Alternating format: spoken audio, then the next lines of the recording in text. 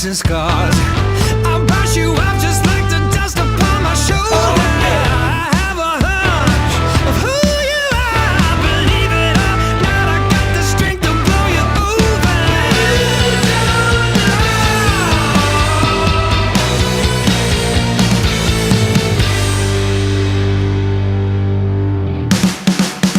I'm a hurricane, I'm bringing thunder and rain. I'm a hurricane if you get in my way. I'm a hurricane, always on top of my game. I'm a hurricane, I'm trying to get in my way. Hurricane, I'm bringing thunder and rain. I'm a hurricane if you get in my way. I'm a hurricane, always on top of my game. I'm a hurricane, I'm trying to get in my way.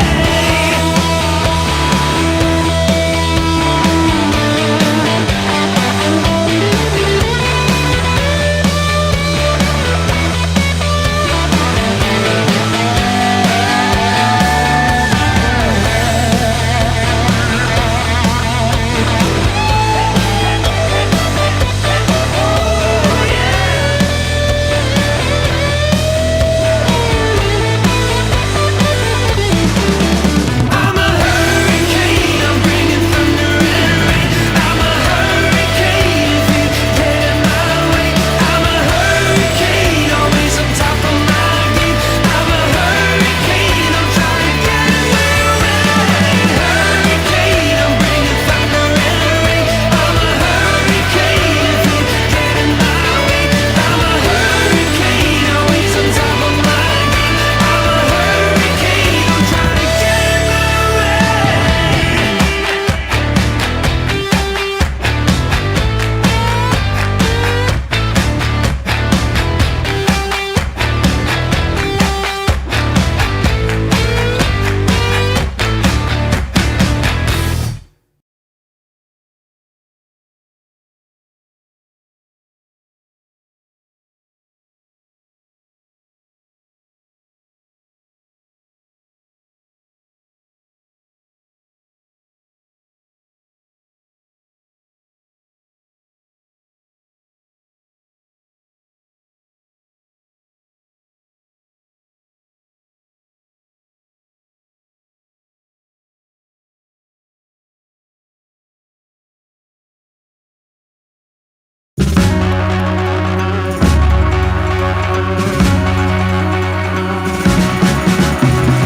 Just got me thinking we're in here up in clouds, 'cause there ain't nobody else than you. With sparkles when we meet, gold dust on my cheeks, 'cause there ain't nobody else than you. Oh, all those daydreams and wishes to have a couple, that's all about you. Empty promises could even be my friends again, since there ain't nobody else than you. Rub me of bitterness, borrow my doubts, so take all my weaknesses. Prettier without them all.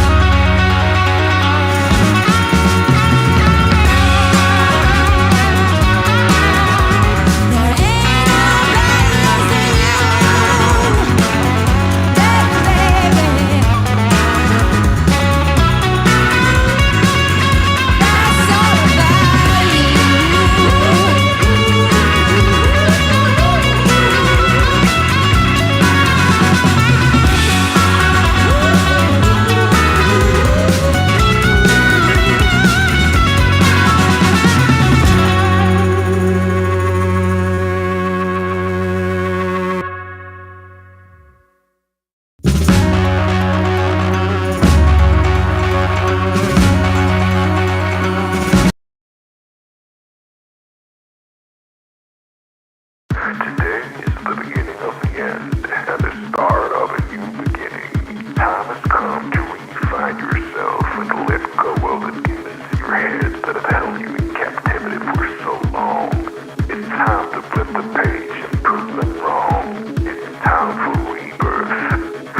Yeah, time's up to say goodbye to all the haters, doubters, and non-believers trying to bring you down. In the blink of an eye, you'll realize that there's so much more to the book than the page you were stuck on. Finally, you will feel free to live a life you love living instead of the life you think other people want you to live. Remember, you are the highest authority when it comes to knowing what you want and what you love. So stop trading yourself for the approval from others. Ladies and gentlemen, weirdos and geeks, please repeat after me. I don't give a fuck.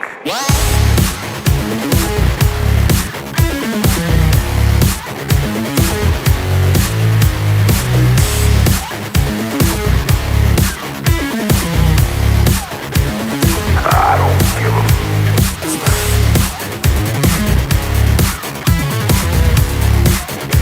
I don't give a fuck.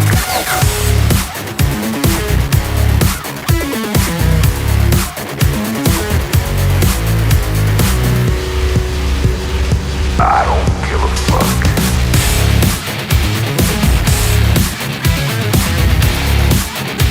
I don't give a fuck.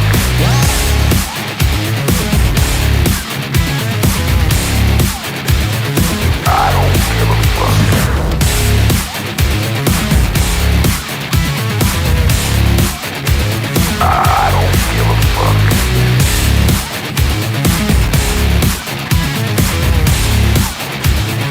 I don't give a fuck. It's time to start doing the right thing. So trust your instinct, stop listening to others, and own your decisions. People will always tell you what to do, and how to live. So let's create space for what matters most to you. You'll be glad you did. Now start claiming your time and your mental well-being by saying no more. No more. Say it loudly and proudly. In other words, fuck you.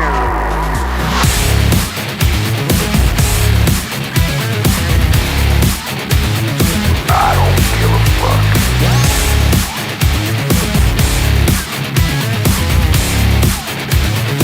I don't give a fuck.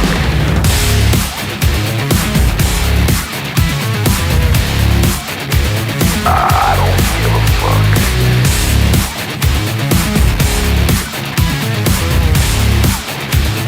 I don't give a fuck.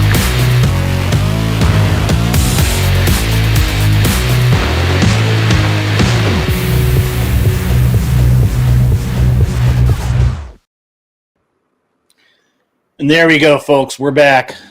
Hey, sorry, guys. It's been a hell of a day with the tech. I did the update the other day, and earlier today when I had everything scheduled, I went live.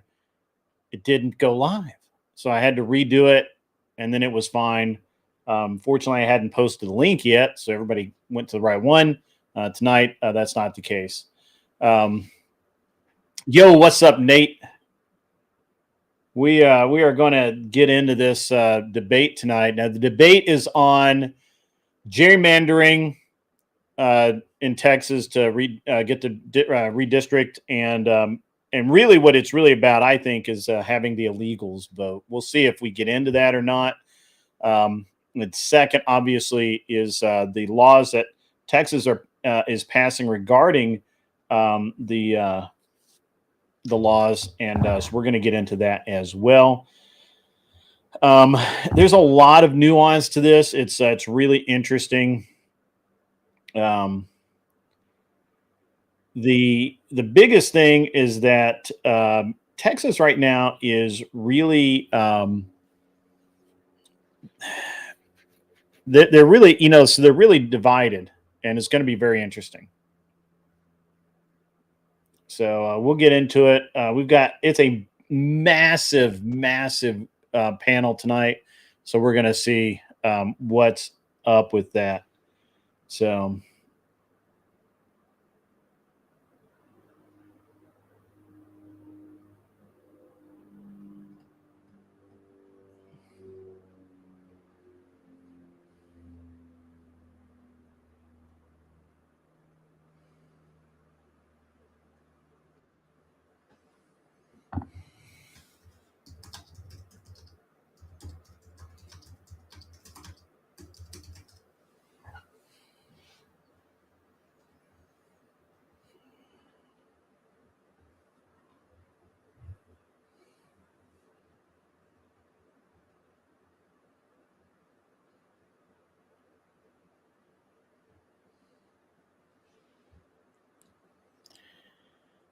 everywhere will be California. I don't know, man. I think Texas is fighting back pretty hard, and they're getting pretty hardcore. I do apologize, guys. I am a little distracted right now. We're pre-debate. I'm going over some of my notes.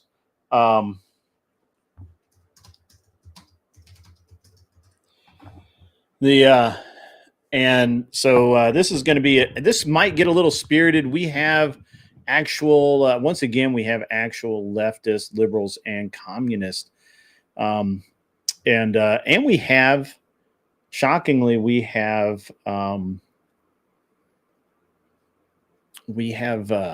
libertarians. I think we have two libertarians. So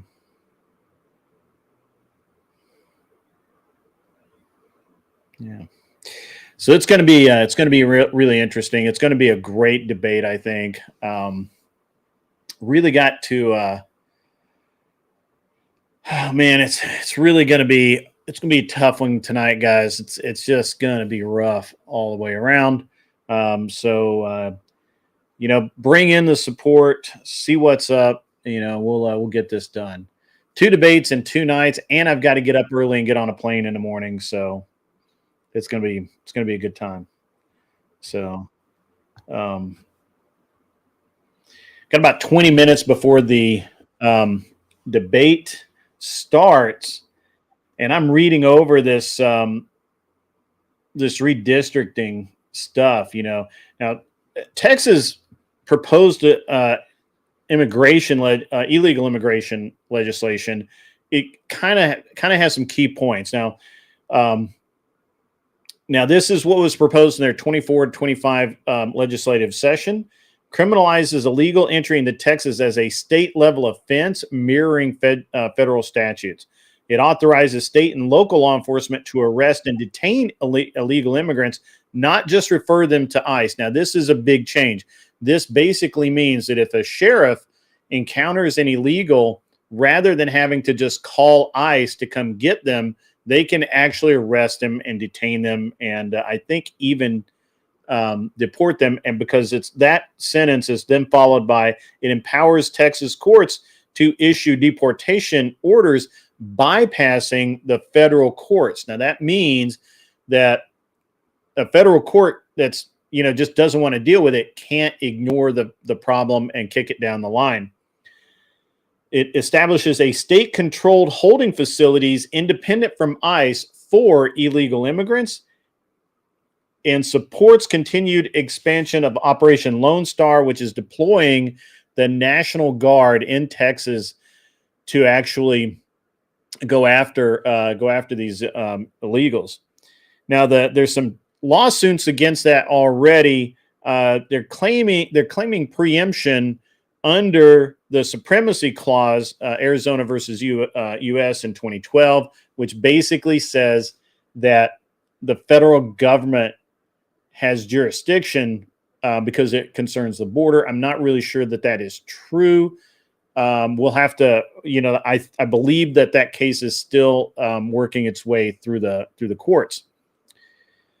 Now, if we contrast that with, for example, the Tennessee immigration laws, which is going to be, I believe, is going to be the end up being the roadmap for all of the immigration laws in the U.S. I think they're going to. I think the way the U.S. The Fed is going, they're going to end up mirroring the Tennessee laws. Now, our key provisions are that we require E-Verify for almost every employer statewide.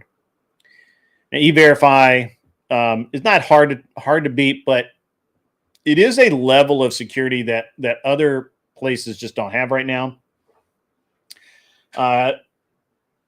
It has mandates that require cooperation between ICE, detainer request, and employers, which means that if ICE says, hey, we need to come get this guy, the employer can't obfuscate and hide them or say they're not here or whatever. It bars all sanctuary policies in all cities and counties. Can't do it. You cannot. We can't become Colorado or California. it grants limited authority for state law enforcement to inquire about immigration status during lawful stops. So if you get pulled over for a traffic stop in most places in the United States, a regular state cop really isn't supposed to ask you for your immigration status. If you say, if he asks for ID and you say, I don't have any, my name is so-and-so, I live at so-and-so, he kind of has to just work with that. He can't really like dig down deep. But in Tennessee, we can. In Tennessee, that's a state law that it grants that limited authority to inquire about immigration status. So are you here legally? Now, the enforcement philosophy here in Tennessee is it's primarily economic and law enforcement driven, and deterrence, right? So we're trying to deter people from wanting to hire illegals, and we really don't want illegals to want to stay here, right? We want them to leave. We want them to want to leave, which is even better. So then, let's see, we have, and it avoids direct engagement with deportation or border operations. So while Texas is a little different because it has a border it has to maintain, and Tennessee, we do not have a direct border with Mexico, so we're kind of like we're taking this and like putting our own spin on it. Now, I believe that the U.S. laws overall are going to mirror in a lot of ways the Tennessee state laws. Sorry, guys, I got an itch on my back there. There we go. All right. Okay. All right. So, and just to see where they align, I've had ChatGPT draw me a graph that says, policy area, arrest power. Texas wants, yes. Tennessee, we do not have powers of arrest. The officers would just call ICE, right? And Trump's new bill would say, yes, obviously because they control ICE and ICE has those powers already. Deportation power, yes, in Texas. They're proposing it in state court. Tennessee itself does not have deportation power, but Trump's new policy obviously has deportation power. E-Verify is no for Texas, mandatory in Tennessee. And it looks like Trump's going to propose that, or it has been proposed. It's not enacted yet, but it looks like that's the route he's going to go. I like that. Now, the military and guard use in Texas, that's yes. They're willing to call out the National Guard and in Texas to enforce the border and patrol the border. Where Tennessee, we don't have a need for that. But Trump is proposing this in his Insurrection Act. And we'll see how that works out. Pardon me. All right. And the federal preemption, right, where that the Fed preempts everything when it comes to immigration. Texas is challenging that. Tennessee respects the federal preemption for now. We're going to have to see where that goes. And then obviously, and federally, that's enforced. But this is where I feel like where we're going to kind of go. And I think that Texas is really wanting to be Texas really wants states' rights back in play. I really feel like they are, what's the word I'm looking for here? I really feel like that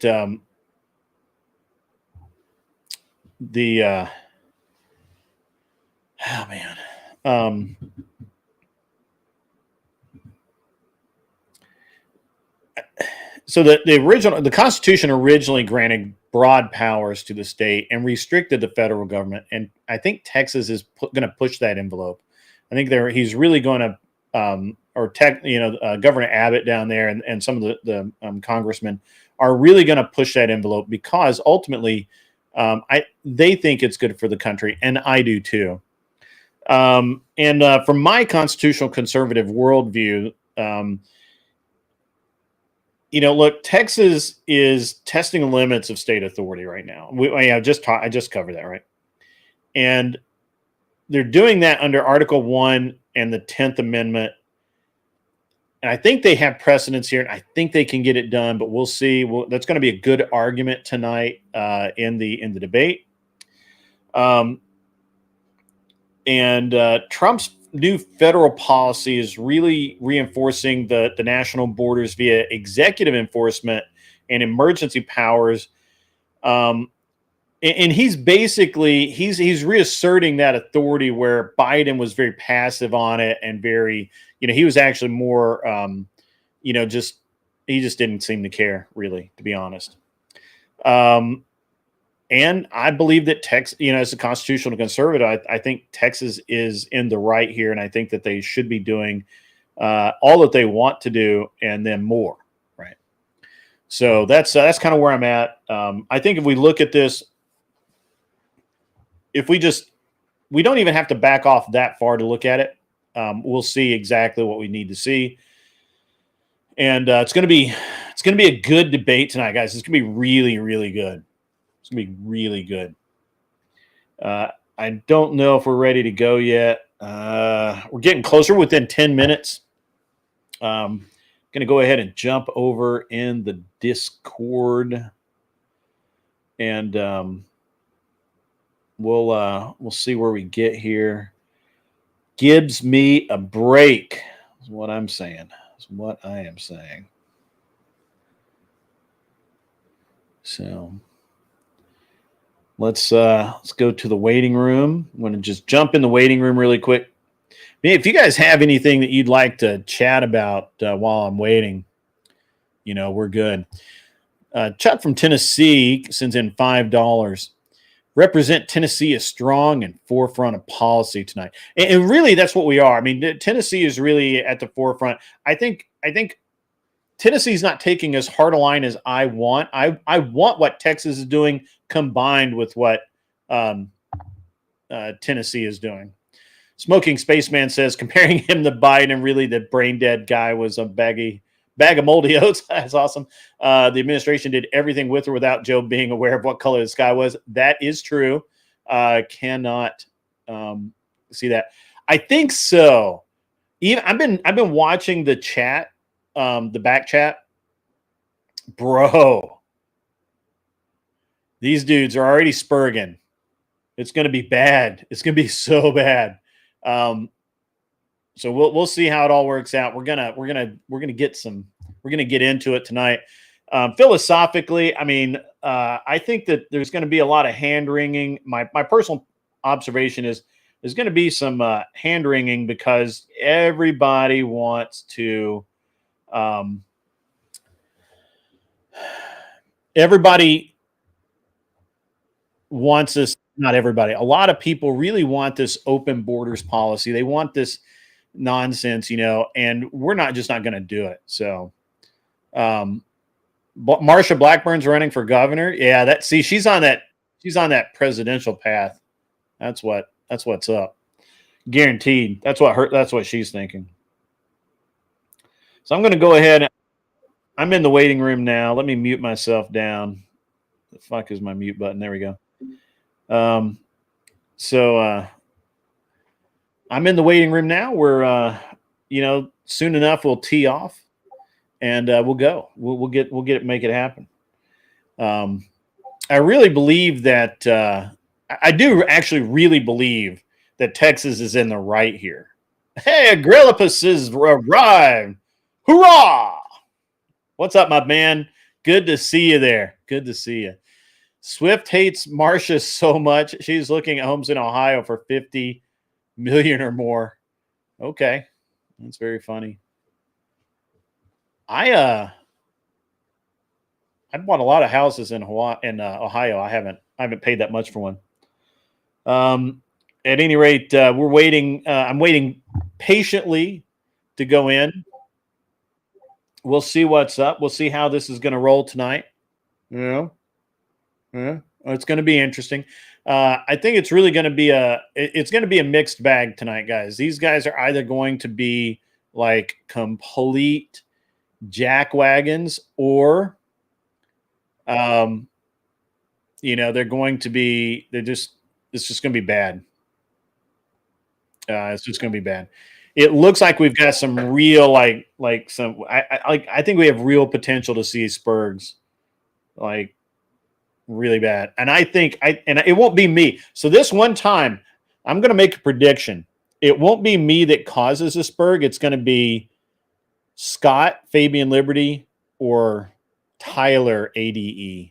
I think Tyler's like into this subject tonight, and I think he's gonna send somebody over the fucking edge.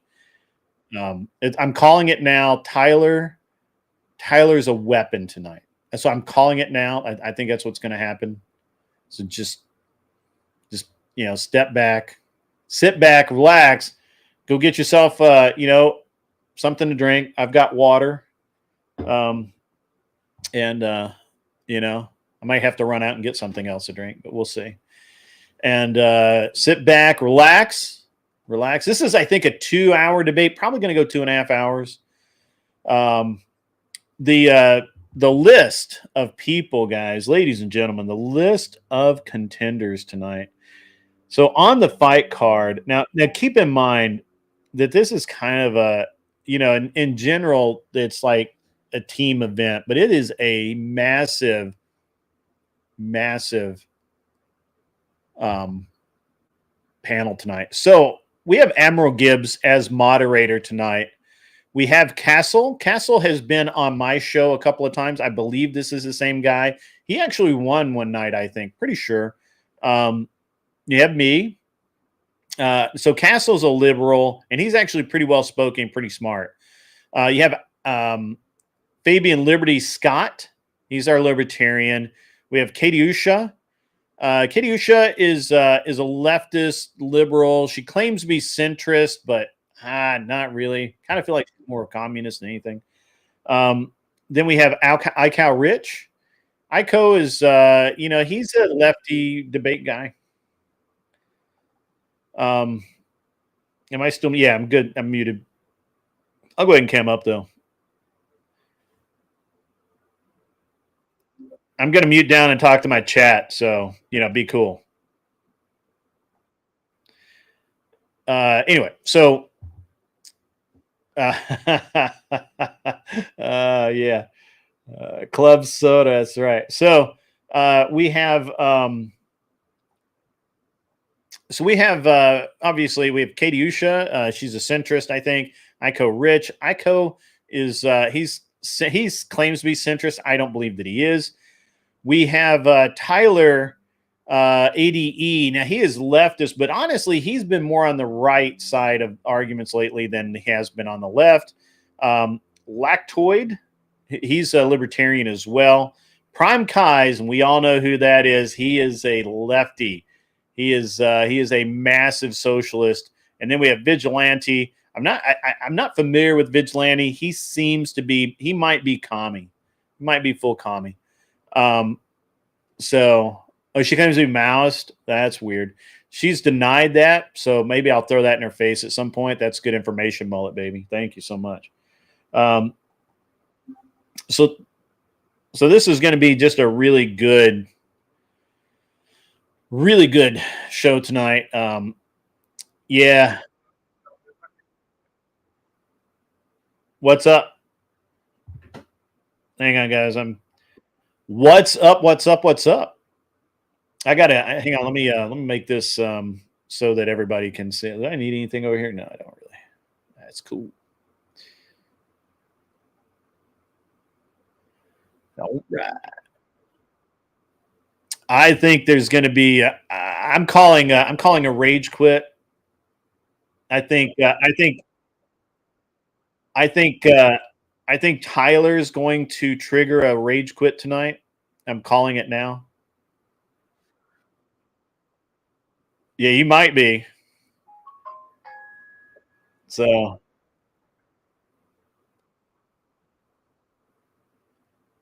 are they though?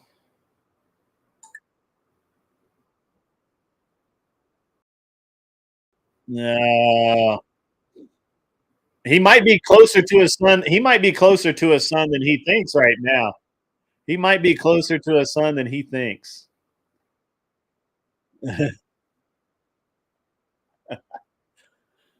Yeah. All right.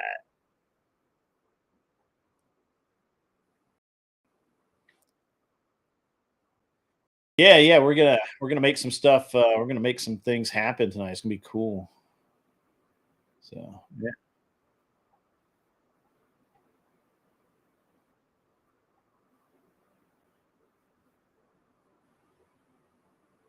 yeah. All right. Hey, Fabian Liberty is in the house. Can't hear him, but he's here. Oh, there he is. Perfect.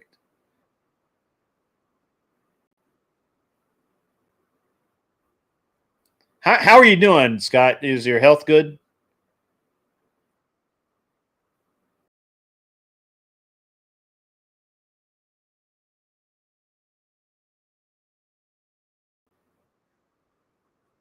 I caught a few minutes of that the other night. Yeah. Awesome, dude.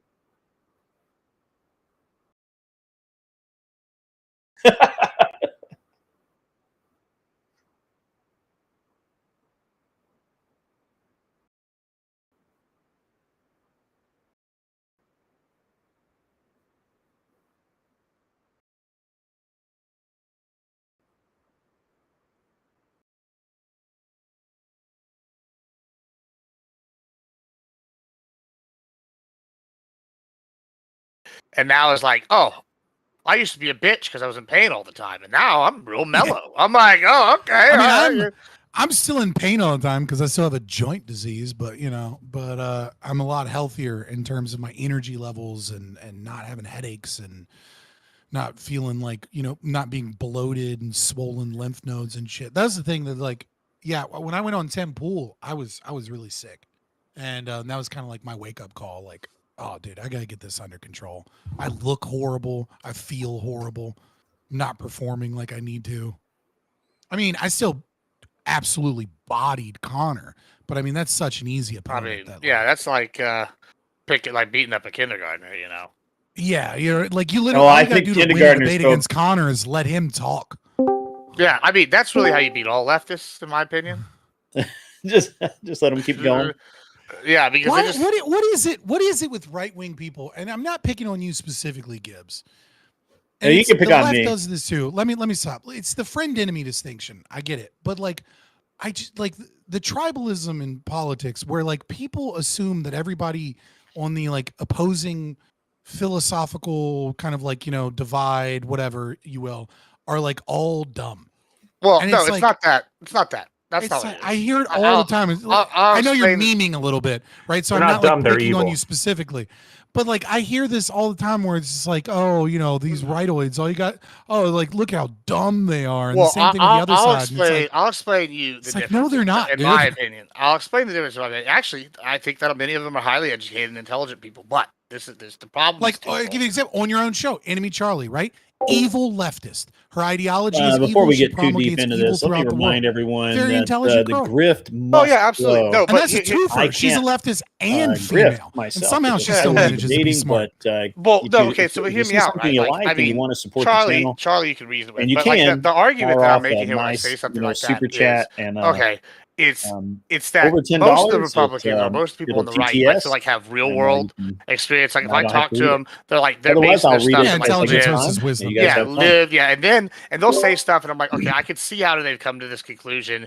I see like where they're going on. Then I'll hear somebody that's like a pure philosophical leftist from like super highly educated thing, and they'll start spewing stuff like. And the Duck, if you're watching, I'm sorry, but you're the perfect example for this. He'll be like, we need to rebuild the whole society from the ground up, and nothing is good. And I'm like, if this is actually the policy you're prescribing, then nobody's buying. And like the fact that you're actually pushing this, like, is good. Same thing with like Connor. You just let him speak, and he explains how he's actually a Nazi. And every time it works, every single time. It's not without fail. I just you say a couple comments and just steer the insanity, and it works. I don't know. Yeah, I mean, it does help sometimes to give people enough rope to hang themselves. I agree. Yeah. Yeah. Lactoid, bro. The motorcycle looks like it's been good for you, man. I was out riding mine today. It was awesome, dude. It was awesome. It was great. Dude, it is like a whole nother experience. It's truly liberating, actually. Now we just got to get Grid with a beard. No. Yeah. My wife, since I've been married, I barely get like more than stubble before she's like, that's got to go. Yeah, your wife's Chinese. Right. Yeah, they're not a big fan of the beards. Not what I've especially like the rougher white man beards. They're like, nah, they love it. Thank you. First of all, if it's rough, y'all are mucking up. My shit's luscious, soft, and well, it's got to get to a certain length before you can like condition it and get it like luscious like that. Yeah, like, but you don't need. But don't use oils. Months. Yeah, don't use oils. It's bad for your skin. Dude, I cannot not use tea tree oil. I have to use tea tree oil. It is the only thing that like locks in after anti-dandruff shampoo to keep me from not being like walking snow globe. So like, when without tea tree oil, I'm just like who wants some garlic salt? So you know what I mean? I tell you what I did since we're on our beauty tips. I'll use like if I'm ever having like really dry because Texas is really hot. If I ever get like the dandruff real bad, I'll do the Selsun Blue for like a little bit, but it's too bad on your hair for long term. So I'll do that for like 2 or 3 times, so like maybe 2 weeks, because you don't wash it every day. And then I will do after that. I'll switch to like Revlon or something and do like a moisturizing shampoo, and that like eliminates and moisturizing conditioner that eliminates like all dandruff immediately, and it keeps it silky smooth. All right. Salicylic acid. Yeah, salicylic acid and tea tree oil, man, or I'm fucked. I mean, I'm sure I'm gonna get cancer from the shampoos at some point, but that'll be okay. We'll just move on. But let's get the panel started. How are we doing today, everybody? Welcome to another episode of Give Me a Break. Today we're talking redistricting and illegals in the census. I think it's gonna be a spicy one.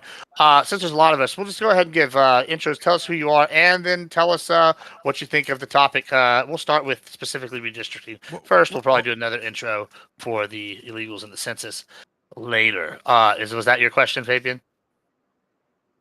Yeah, I mean, I was trying to. It's okay. I'll kind of wing it because my I mean, if they're tied together, the two together, yeah. Yeah, there's going to be overlap, but yeah, y'all still going to give an intro in y'all's opening when we go to y'all. Let's start with Tyler. Yes, to unmute. Your mic. Average debate enjoyer. I am a Black Hebrew Israelite Moorish national citizen. My right to travel doesn't stop when your ass gets in the way, so get it out of the way. I'm going to run that bitch over. Let's go.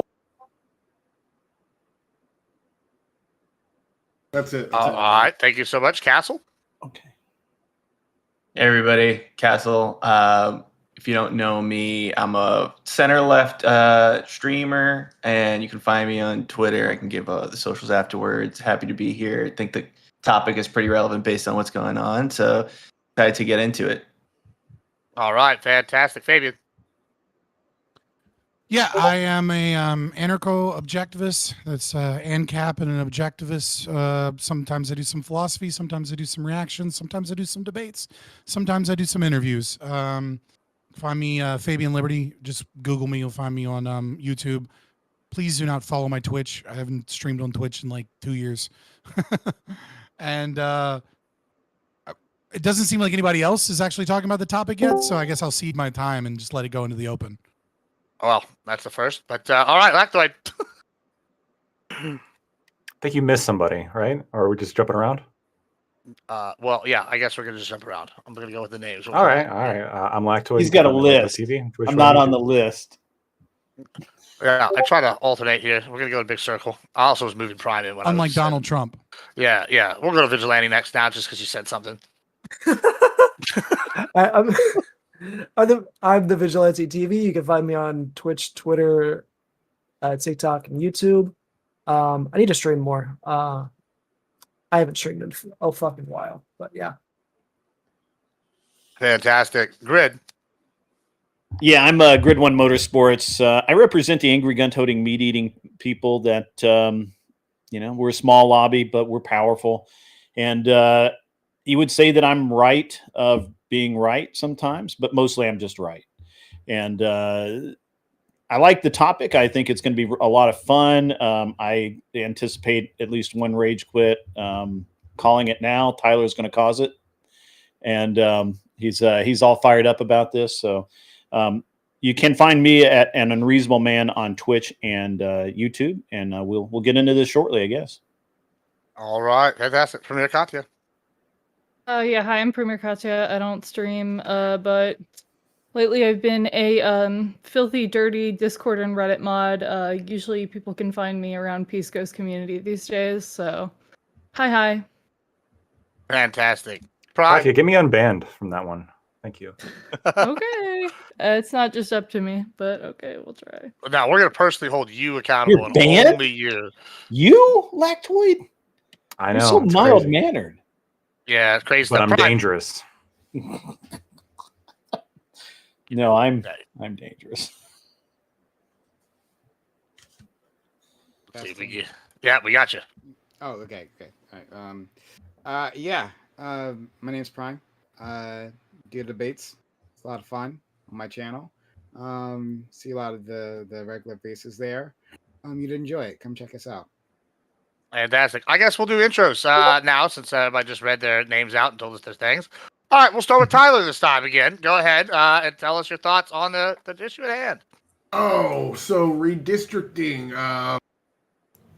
They both have access to the same sets of tools. If they want to try to pull the let's be fair about it route and that gets them more voters, or the let's be hyper partisan about it and that gets them more voters or more votes or whatever, that's the game they play. And eventually, it might bite people in the ass, because when you redistrict a strong district, and to make it so you get more seats, you generally spread your lead out.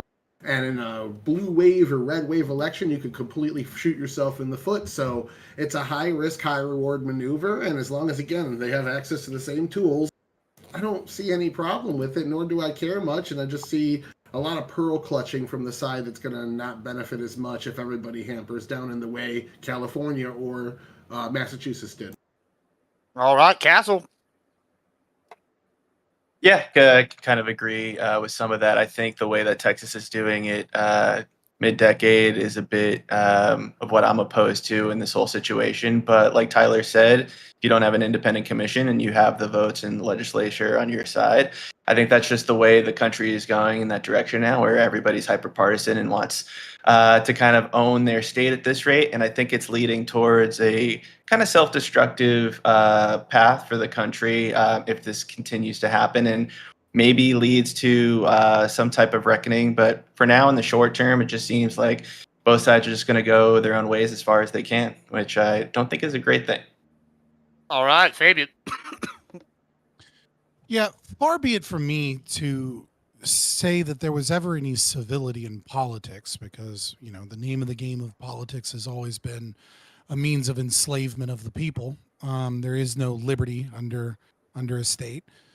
But I think there is something to be said about the slow process of our culture losing social pressure. And as that occurs, you begin to see the shift take place in politics as well. And I think it really begins in earnest with like Newt Gingrich and Bill Clinton, working together and making state-based politics such a federal national issue in a way that they weren't before. Obviously, it really kind of starts with the Civil War, when states' rights kind of lose out towards federalism, but or towards the federal government, and becomes less federalistic. But I kind of agree to a certain extent with what Tyler said. I think this goes a lot deeper than most people understand.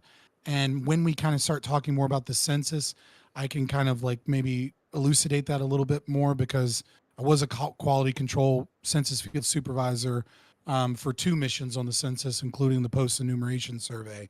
So I was in charge of most of the state of Virginia in that. And I can tell you the difference between when Biden came in during the PES and how dirty this game is, and how illegals are used, and how inefficiency and fraudulent the census process is towards redistricting. And of course, yes, gerrymandering being, a thing we all love to point the fingers at one party, but again, both parties do this. I think it's, there is no right answer there, though. Right. Well, I mean, there is, which is anarchism. But I mean, apart from that, there is no right answer, because independent commissions are very often biased. The legislator is very often biased. Sometimes you see, when state Supreme Courts step in They can be very biased, like, because, the courts are packed full of people too. And, sometimes a state might have Democrats in control for long enough or Republicans in control long enough to where a court gets packed in many of the same ways. Now, obviously in some they're up for re-election, they're not for life, but yeah, there really isn't a right answer to this problem other than a return to a culture that I don't think we can return to without extreme growing pains. Like, we're in for a world of hurt for the next 30 or 40 years until we begin to limit government again and destroy welfare systems and like return towards a more natural order. All right, Grid. Yeah, so I mean, I think that that was a lot of interesting comments. I guess I'm a simple man, and I see it as first of all, as a constitutional conservative, I believe that Article 1, Section 4, and the 10th Amendment both apply here, states' rights. And while I believe that Texas is absolutely pushing the limits of that with their immigration policies, which I'm sure we'll get into later, gerrymandering in this case is not about actual citizens and representing them. I believe that what we're going to talk around all night is the fact that we want to count illegal immigrants and aliens and people who are undocumented or whatever you want to call it. We want those people to be counted as part of this gerrymandering effect. And quite simply put, the Constitution doesn't allow that. It should not allow that. And it undermines the very essence and nature of our country. And if you're for it, well, you suck and you need to move on with life. And I think that's all I can really say at this point. All right. Thank you so much, Lactoid. Yeah, I mean, I think the two subjects are related, and so it's hard to speak on one without the other, because I think the question here really is the legitimacy of the government if we're gonna determine legitimacy here by democracy, which we do, whether that's the right thing to do or not. If we're talking about, I guess, just narrowing in specifically on the redistricting, it feels kind of dirty, for sure, right? I think it's a little bit messed up when, I saw that tweet from, I think it was Gavin Newsom, which he said, "Oh well, look what we could do to California, right? Like, we could ensure that there are 0 Republican seats in California if we get one. If you guys want to play that game." And of course, the response from the Republicans is, "You guys already play this game. Look at New England, right? There's millions of Republicans living through like large sections of New England, and yet they don't have any seats or fewer seats than they otherwise should have." And so both sides do it. The question is it fair? It doesn't feel fair. I would like to see some kind of effort to address this. I don't know how it can be. I know there's some proposals like an independent commission that goes in and draws these districts. I'm actually not necessarily opposed to this system, but it would have to be in the context in which perhaps other things that are occurring, like counting certain people in the census, let's say, that gives Democrats an edge, that would also have to go away at the same time, because you can't have one unfair system benefit, get rid of one unfair system that benefits one party and then leave another unfair system that benefits the other party, because it's going to create a kind of lopsided effect, and it's going to cause the party who's kind of having their cheat stolen from them now, they're going to be pissed off. Well, why don't you steal away his cheats too? It's a competitive system. Of course, you're going to see that. All right, Premier Katya. Okay, so yeah, I'm personally, like, if we want to just talk on philosophical bases, I'd say that I'm generally against gerrymandering in general and redistricting in partisan lines, like, as a whole, and I've always held this position because I feel like it is rather undemocratic to allow the party in power to continue to perpetuate their power just because they happen to hold it at that moment. Nobody likes when somebody has power in a democracy and uses that to remove aspects of it. I'm super not a fan of that. And I mean, Democrats did agree with me, which is why they did try to pass a bill to ban redistricting in this way and to promote doing like nonpartisan commissions in 2021, but the GOP actually blocked it, which is quite unfortunate, but now here we are. As far as the stuff that's going on with Texas and California, I think, all is fair in love and war as far as, Texas trying to add another 5 Republican seats, and then Gavin Newsom saying that we can add another 5 Democratic seats. Like, if we want to play that game, then you know what? I'm glad that in this case, both sides are trying to play equally, so we shall see. As for the citizenship and census thing, all people, regardless of citizenship, have been included in the census since the first census in 1790. So if we want to, suddenly clutch our pearls and piss and shit about people who are not citizens being included now, that's a new thing that people have just made up this moment. So, I mean, if they'd like to, that's fine. But acting like it's a brand new thing that just happened is a bit strange. So, anyways, next person. All right, Prime. Constitution says that you'll have to determine your representatives by adding to the whole number of free persons, including those bound to service for a term of years. I'm guessing that's indentured servitude, and excluding aliens not taxed, and 3/5 of all other persons. Those are the ones that look like me. So yeah, they're included. It says nothing about citizens, unless there's something else that I'm missing. But it says nothing about citizenship. So I don't know where the conversation even goes from there, right? You can say it's unfair, well, also unfair to only count 3/5 of, black people. But in any case, I appreciate that there's a discussion about gerrymandering. It's fantastic that we are over relooking those rules. It happens, of course, now when Republicans think they're at a disadvantage, and now they really care. Like Katya said, Democrats have been on this. Like, hey, maybe we should, rethink how we do this. To be fair to everyone, Republicans were like, how do we get our unpopular ideas, like use that to take over as many districts as possible without actually providing for the people. So here we are once again, and hopefully, with the threat that will use their own weapons against them, Republicans will wise up. They won't, though. All right, thank you so much, Vigilante. Yeah, so I absolutely think we need to implement nonpartisan redistricting committees nationwide. When we pushed for the redistricting amendment here in Ohio to do the citizen-led redistricting, which was specifically 5 Democrats, 5 Republicans, and 5 independents, I actually worked on that petition to get that on to our ballot. And then our piece of shit attorney general fucking framed it in a way that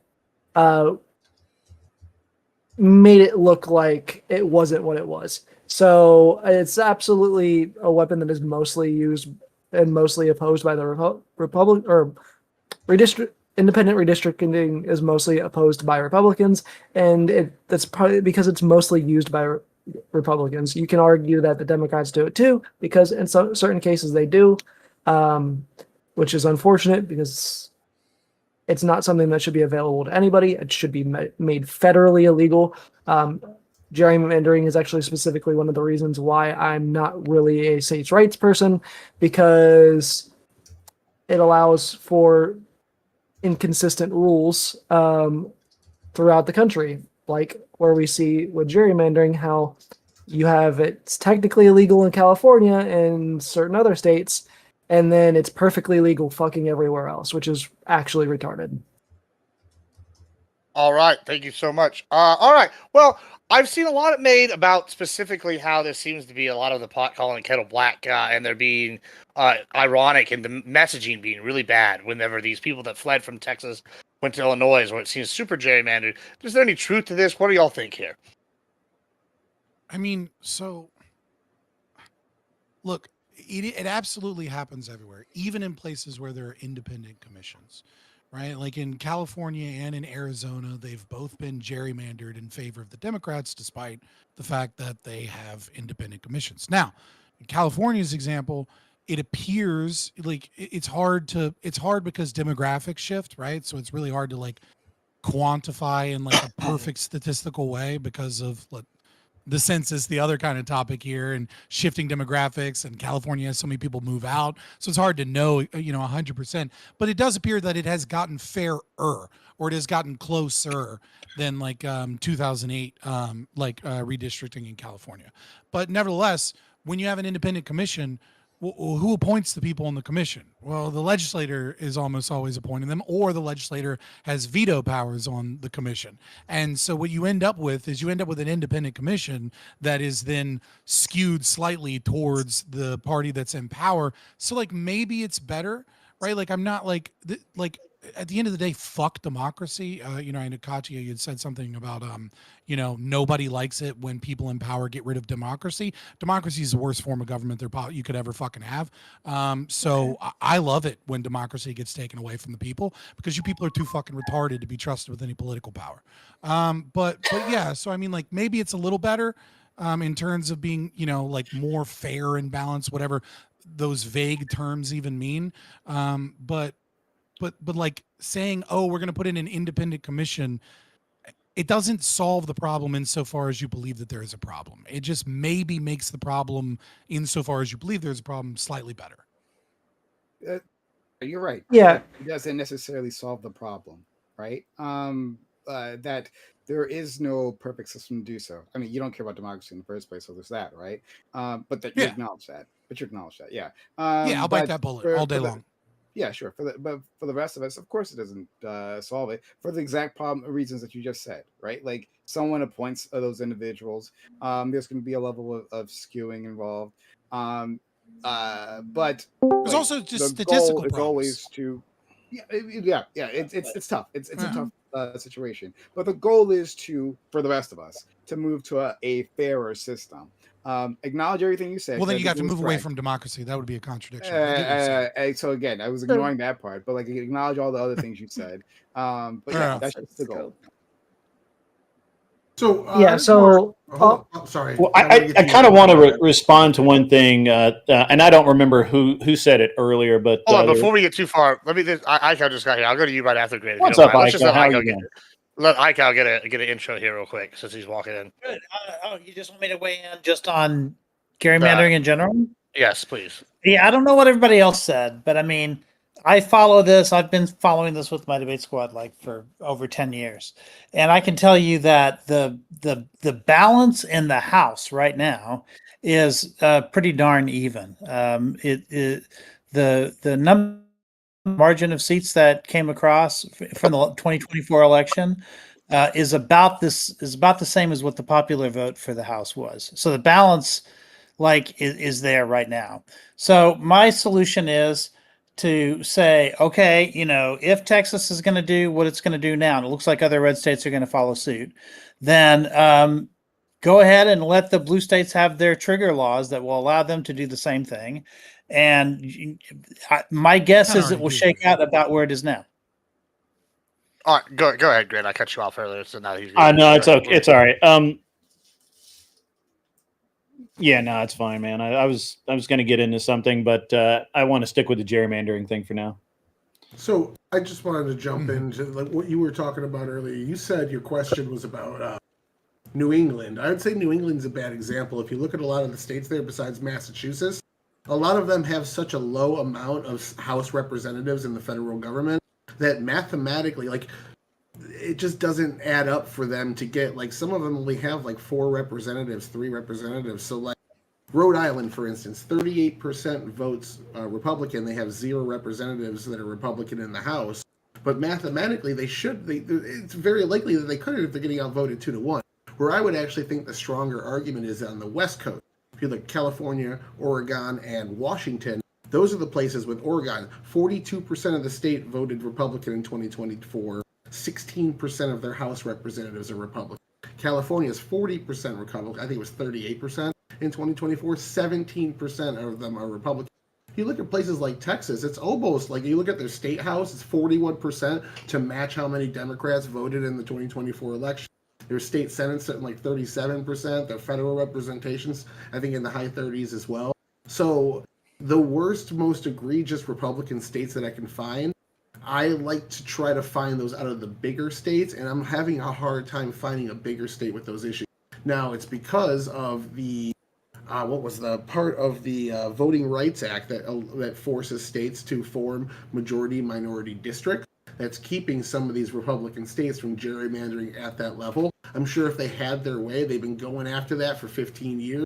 I'm sure if they had their way, they would gerrymander just as hard. The parties do not unilaterally decide. That's what protected gerrymandering by the Democrats Right. in California, because the Supreme Court shut them down because they said, well, no, because of the Voting Rights Act, you have to do it this way. So it's actually okay that the state is gerrymandered because it's gerrymandered in like the right way.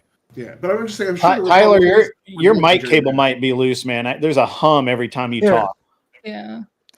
I mean, if we want to talk about like larger Tyler. red states that are out of whack, we can talk about Florida, for example. I mean, right now we're looking at only 29% Democrats, 71% Republican, while the actual number of voters was something more like closer to 60-40. I mean, that's not as big of a gap, but that was just my first example to think of because I'm here. But I will continue to look. I know, I think South Carolina is a bit off. I will double check. So if we want to bring up ones that are like actually heavily gerrymandered, Ohio is not considered a swing state anymore for the most part because of gerrymandering.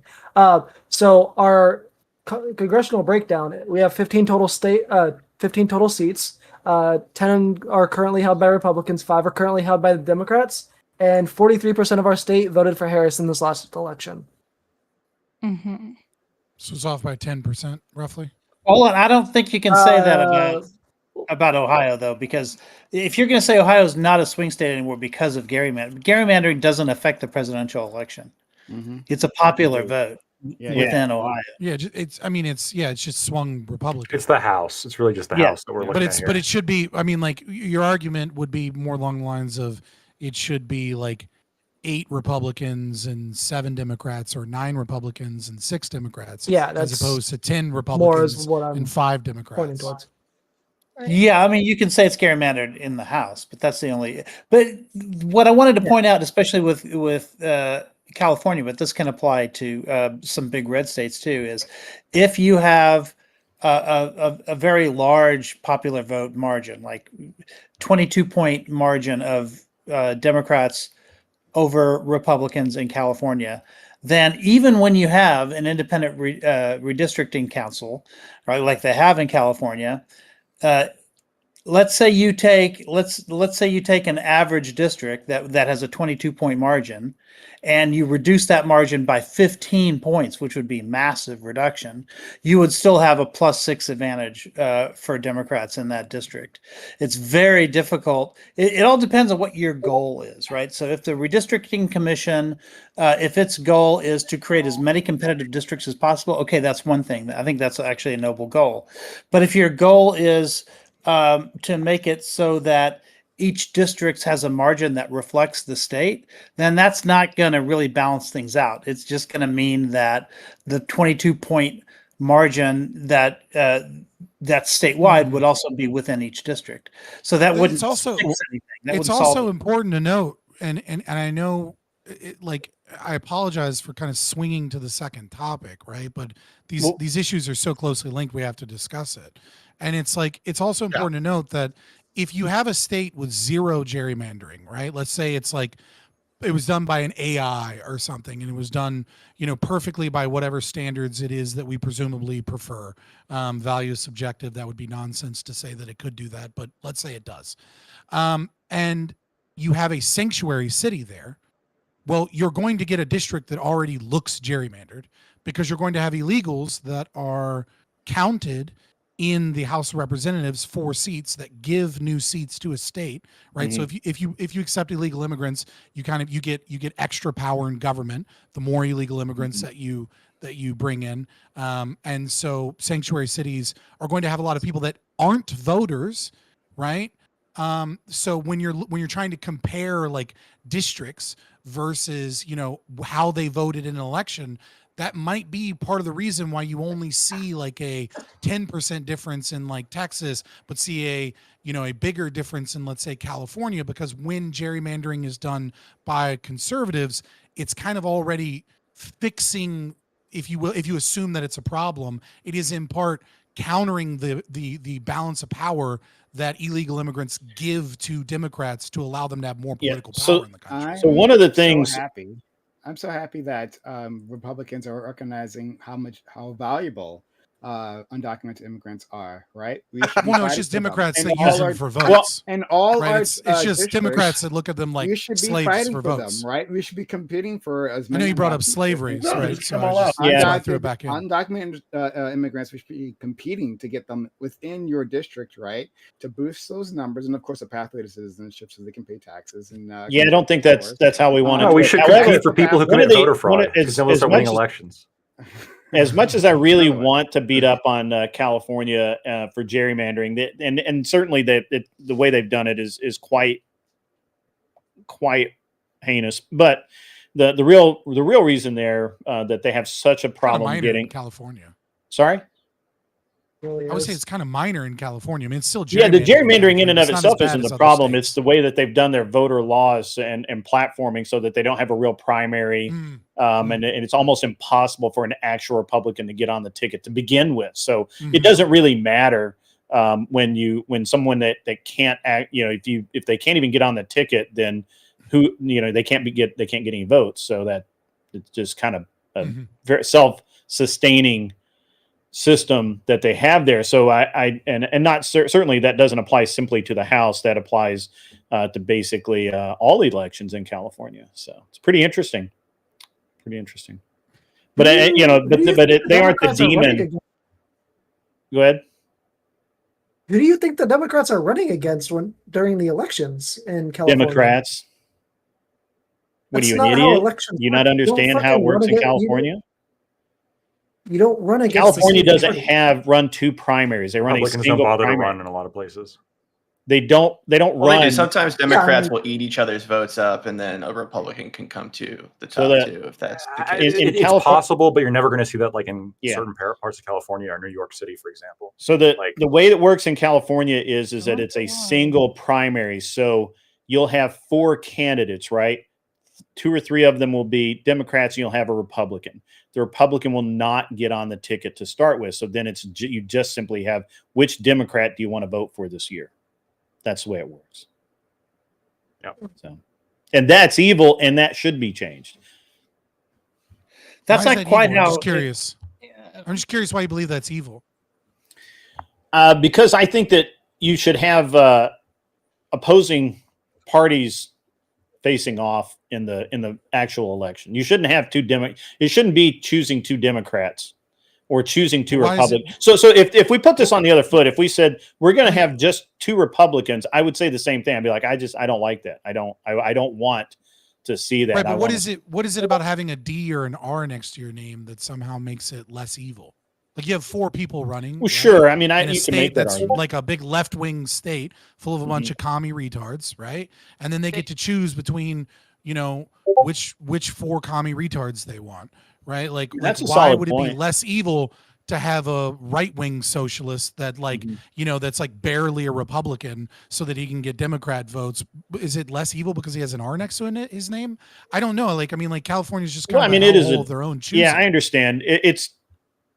I guess you just kind of have to look at whether you believe in a 2-party or 3-party or 4-party system versus a single-party system. Yeah, I just don't see any morality in a winner take all 2-party system. It's just a violent system. Let me get away from this a little bit. I want to. I'm sorry. So I posted a photo in the. It's not a photo. It's an article in the back room right now, and it shows the. It's got a picture on it. Yeah, it's got 2 I'm pictures. more likely to in read it when it has pictures. It's got lots of pictures. It's got interactive maps. Actually, really cool. So check it out. Ooh. Yeah, and it shows the different redistricting plans for Texas, the current proposed one. And I've seen the meme one going about, about like what Illinois has drawn like a crayon, or like a kid drawing a crayon did it with the little scorpion tail in one district. Do we think like the fact that we're combining portions of 2 cities to make this is like not like a correction? Do you think it's like not a correction? Do you think it's like bad that these shapes are kind of like oblong or weird, or combining two different regional areas to get somebody represented? I don't know. What do we think about this? Does geography play a role? Does it matter? I don't know. I'm Honestly, kind of Yeah, just looking at it, like fucking Yeah. the proposed legislation looks less gerrymandered. Yeah, It's honestly, not, if I but was it a looks layman less. that just looked at this map, I would pick the right map because it looks like, oh, they actually tried to do the districts locally. There's the one in Houston that's a little weird, but other than that, they're much more connected. Like that one in Austin in the previous map looks like the fucking tip of Alaska. Well, it goes. So the reason I bring this up is because this is actually a local issue here, right? I live in San Antonio. I don't live on the side of town that's in, but they're like This guy's really representing Austin. He's not representing our local people, and they're like, so that people there are like, well, do we want the redistricting? And they're like, it'll represent us more locally, but we're gonna lose probably elections, kind of. So it's Yeah, like but kind of like a Tyler, catch-22. the Republicans made that district. It wasn't Democrats picking where the district was. Yeah, in I wasn't Texas. blaming it. I'm just saying, as a layman, if I were to look at So this, they're as a layman fixing it. with no They're previous fixing the knowledge- districts. Yeah, if I was just to look at this as a layman with no previous knowledge, I'd pick the map on the right because it looks like it's less gerrymandered. Yeah, they're repairing the damage they did before. That's all that's happening, right? Yeah, if you guys Yeah, want to see some really fucked up districts, I put a district map in the same chat. In Florida, we've got straight up districts that are not like a contiguous land mass. Does it have Like, a map that I can play with? I just put a map or a little bit of a map in the chat. Yeah, District 14 has 3 different landmass areas as part of it. Well, 3, potentially like 5 actually, if you count those little coastline areas. It's a bit ridiculous, and that was done obviously, to chop off the Democratic area of District 13 and put it with District 14 that was already a Democratic area. But I'm salty about this, but yeah, it looks fucking ridiculous if we want to talk about geography. I mean, it kind of looks like it talking. looks like they about, just grabbed the coastal regions. In Yeah, one it's. area. I guess Yeah, I'm not. Like it looks talking- perfectly normal here. Doesn't seem too like, crazy. talking about like looking at shapes, which is How? what you guys were bringing up. Because they just like, grabbed the whole there inner peninsula are in one some district. shapes That's that like, They look didn't, ridiculous, but like it didn't used to be like it's Yeah, hold on. a Go ahead, Prime. Yeah. but geography does matter, right? Like in terms of like there are some areas that are just lightly populated, right? And you got to like reach out and grab them, right? Like from one district to like all the way across this landmass to grab it. So like just on visual inspection isn't enough, right? Like if, or what our friend Ika was trying to tell us, what are the goals, and what's the terrain looking like, yeah, what's the population distribution, all that like factors in. So it can be it can fool individuals, but I think for the most part, right, most places are more well populated, right? It's easier to see these things when you're looking at like a heavily populated district or area like a city or something, and then you see all like the craziness. Like, why is that happening? Well, I actually agree with you quite a bit on that, but just using the Texas one, do you agree that this is a problem when you have like 2 actually populated areas? Like you have a major portion of Austin, and then you have a major portion of San Antonio. These are very unique local geography issues. Do you see why I'm kind of wondering like, it'd be one thing if we're talking about like the islands, like on Katya's map. If there's like some like island with 50 people on it that you need to pull in to like a major thing.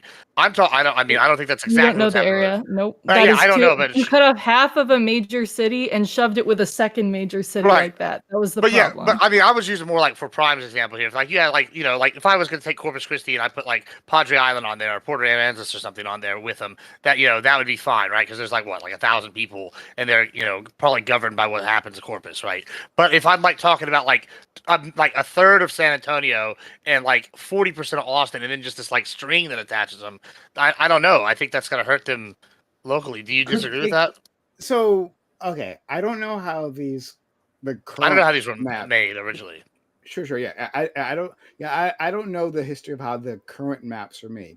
It could be the case that the current map is also quote unquote unfair, right?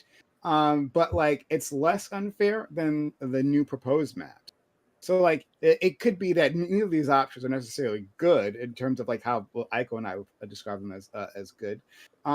But yeah, one like more favors one party, like the new one favors a Republican Party than the current one. I want I to think- ask real quick, and before we get off too far off the Texas topic in specific, would it be considered insurrectionary to take action that delays a state-sanctioned vote? Like Under leaving the some state definitions, it could be. Just wondering. I was gonna say real. I was. Well, he's. I don't know if you, like, yeah, he's It just talking about the clicks. fact I that the got it. I Democrats got it, yeah. ran away so that the vote wouldn't occur, which is. But I that guess, wouldn't be violence. technically Though. I think illegal, but violence is whatever. part of the. I mean, do you I think would- that there's a like a legal reason to go get them? Like, how would that hold up in court if like the FBI intervened on behalf of Texas? To They arrest them? tried. Well, they Ooh. floated the idea, but Yeah, I not saw in it Texas. floated today. Terrible idea. They floated they floated the idea in Oregon when it was the Republicans who fled the state in order to stop a vote. I think if I'm not mistaken, the court said the federal government couldn't take action, but that Oregon itself could try to arrest them and drag them back. Can we to just Oregon. get rid of whatever law says that a certain amount of people have to be there in order for you to vote on something? I'm sorry, like, why is it a power that either party can like leave and refuse to show up for work and then they can't vote because not enough people are there? Like, if you talking about refuse to be quorum. there, then fuck you, Why you shouldn't there be a quorum? abstained. Yeah.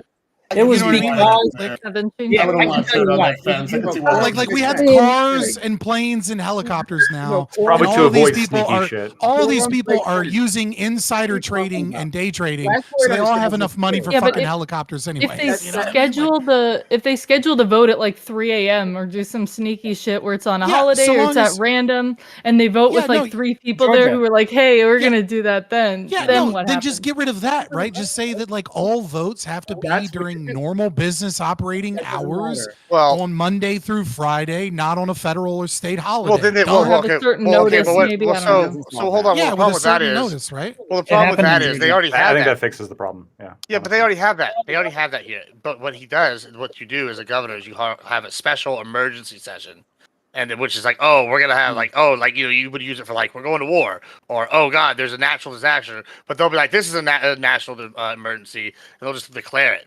That's kind of what's happening right now. And so then they don't have Yeah, enough people give there to meet a everybody quorum. 48 No. hours when they hold it a special doesn't matter. thing, so long as No, it no. falls in those days, and you either are there or you abstain. God, right? I'm Democrat or your- Republican, I don't care. God, I'm your commie governor, right? And Mhm. I'm like, oh, I'm gonna sabotage the Republicans, and so I like using my state power. I capture the Republicans, the Republican senators, right? I hold them up in a room, right? I give them 48 hours. Hey, you got to be at the Capitol, right? In 48 hours, we're gonna have a big important vote there. Oh, you couldn't make it. Oh well, I mean, I'm but it not. was- This is a stupid analogy. He's already kidnapped people. Like that's already a whole nother violation. Of I feel law. like any governor. I feel like any Honestly- governor that would do this would probably not Mhm. really care about like the vote of Like- of these bodies anyway. Imagine we I'm live. glad under, somebody else said Imagine it. we live under a communist Benevolent revolution. dictator. No, But no. then this won't work that He's well. like, I'm No going to shit, kidnap Sherlock. people, but I No, will no, no, respect hold the on, vote, hold no on. matter I what it called is. myself It's like, commie because that's what you think I am, right? So I was playing into that. But the point is Fascism. that- It doesn't matter. It's just all Okay, another form of whatever. The socialism. point is- Hey, hold on, there hold have on. been Of course fascists it- who of have course been it matters. outvoted and Quorum ousted. I is- mean, look at matters. South It makes Korea. perfect sense for exactly the reasons I explained, right? You know, the bodies have to actually be in the building, right? Giving all those other stipulations does not say there is enough bodies there to make sense, right? So yes, you actually have to be in the chamber. That's This is cope. the most easiest. It way to literally, solve it literally requires yeah. a fascistic governor to fucking stage a coup in order for it to fucking work. And well, if he's staging a coup, guess what? We're already in a whole new territory of a fascistic governor staging a coup. Like it's a silly argument. it. I mean, that Hold on, also but- allows things to be scheduled during events or things that a lot of people would be at of a certain party that could be kind of, biased as well. Yeah, I mean, as- they could do something fucked yeah. up like schedule it during the RNC or something, which I said make it a 48-hour notice. Hold on. Yeah, but Yeah, that- but You have a it's special 48 hours. Is you it? special.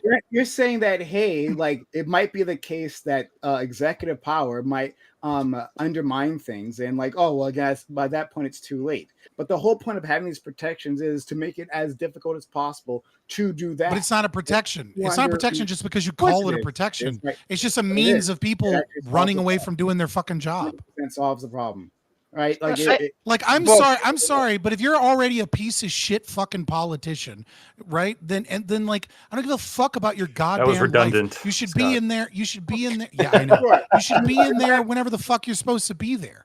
Republican, True. Democrat, otherwise. Yeah, But I see, just feel like Let the me- let me- current let me- system I is just- less easy to.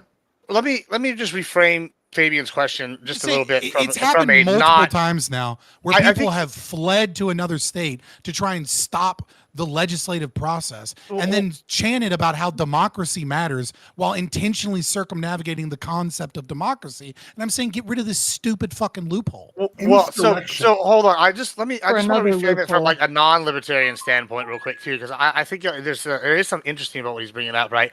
And This I've isn't actually even seen libertarianism. It's just sure, but like some of it there's some of your philosophy is definitely involved in this a little bit, which is not necessarily a bad thing. But when I'm looking at this, like right now, right, I've seen people argue, okay, you're elected to do something, your job is to be here, right, and then if you leave, and you're technically breaking like house rules, and you're technically breaking the law because now there's a session that's been on the books.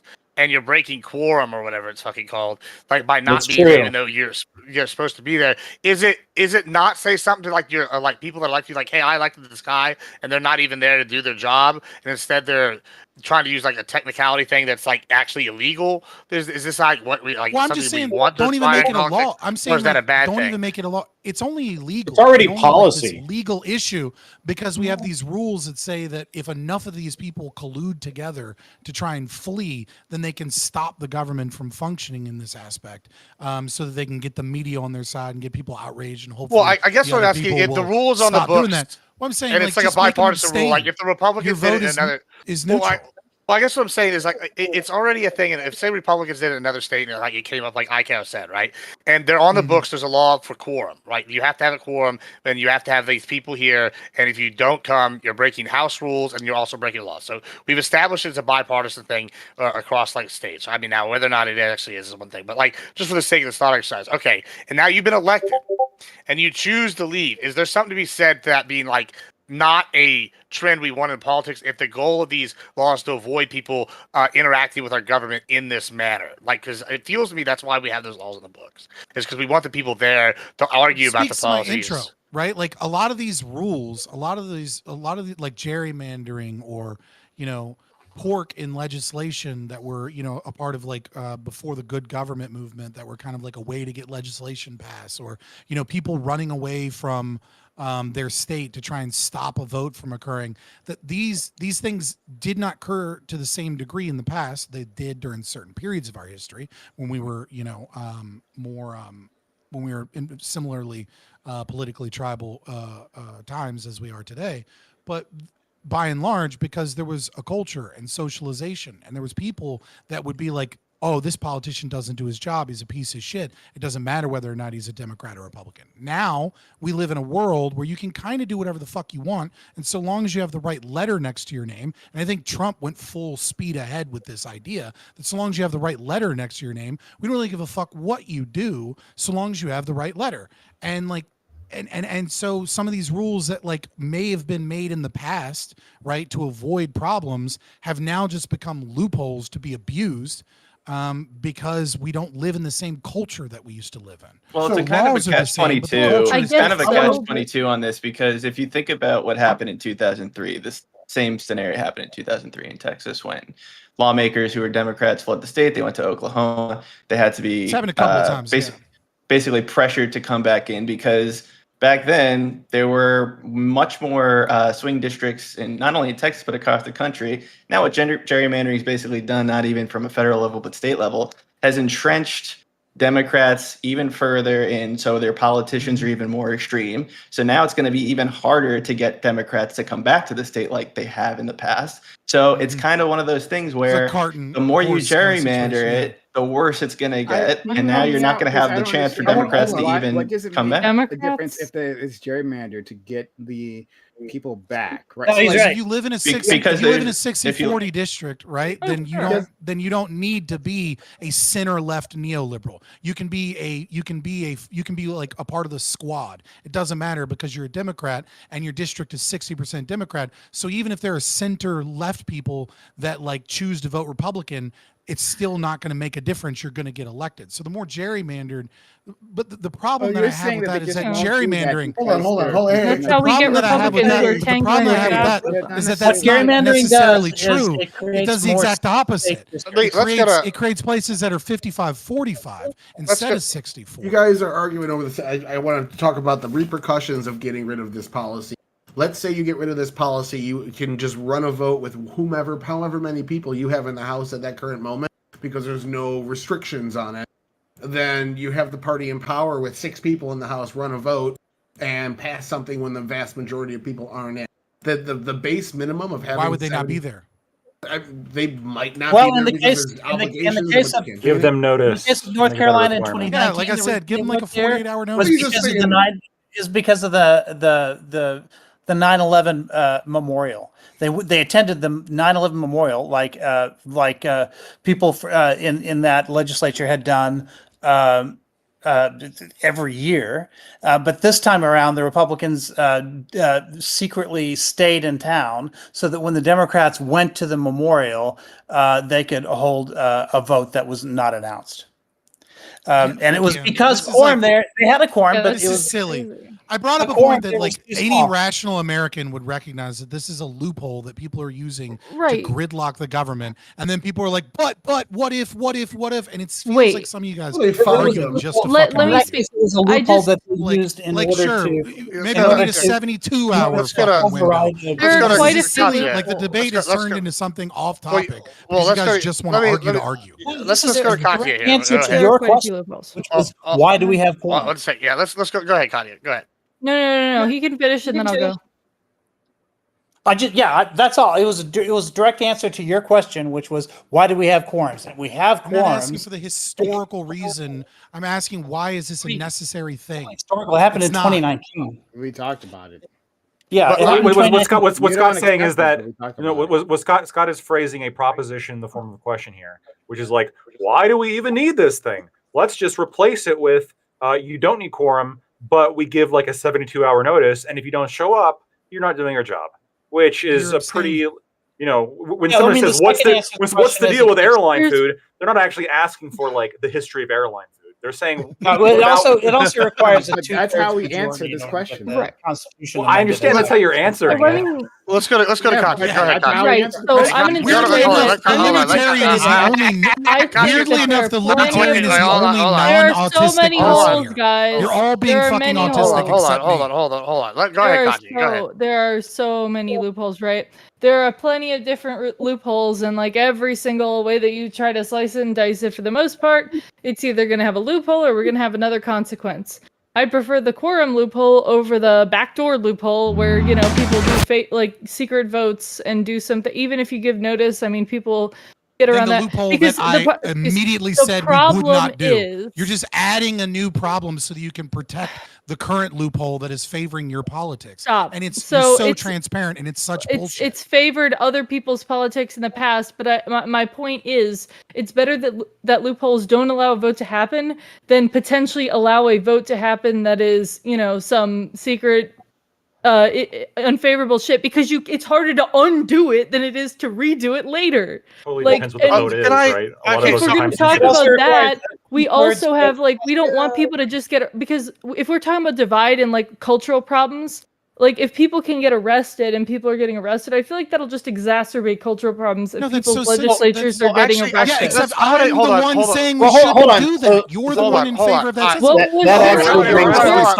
I'm Let's not say talking about Republicans- everything you let's say- mentioned. Stop Stop. trying to always fucking Everybody- interrupt and everybody moderate stop. when my side's winning. All right, let me get this out. The Republicans, they passed legislation, okay? And the legislation says no healthcare for all trans associated healthcare is illegal in this country, or in this state, right? Hormone replacement therapy is illegal in the state of Tennessee. We're getting rid of it, right? Tennessee is one of those states that really likes to go hard on the trans issues, right? So they do that, and then there's an election, and then Democrats have the majority, a slim majority, and then all the fucking Republicans leave, and they say, "Fuck you, you can't vote now because," and this law has to stay on the books that deny HRT to all trans people. Your position would immediately fucking change. You're being a transparent sack of shit. Yeah, How do you know that? Nope. Because what would I say? Go arrest I'm them? gonna let Katya respond. Then I'm No.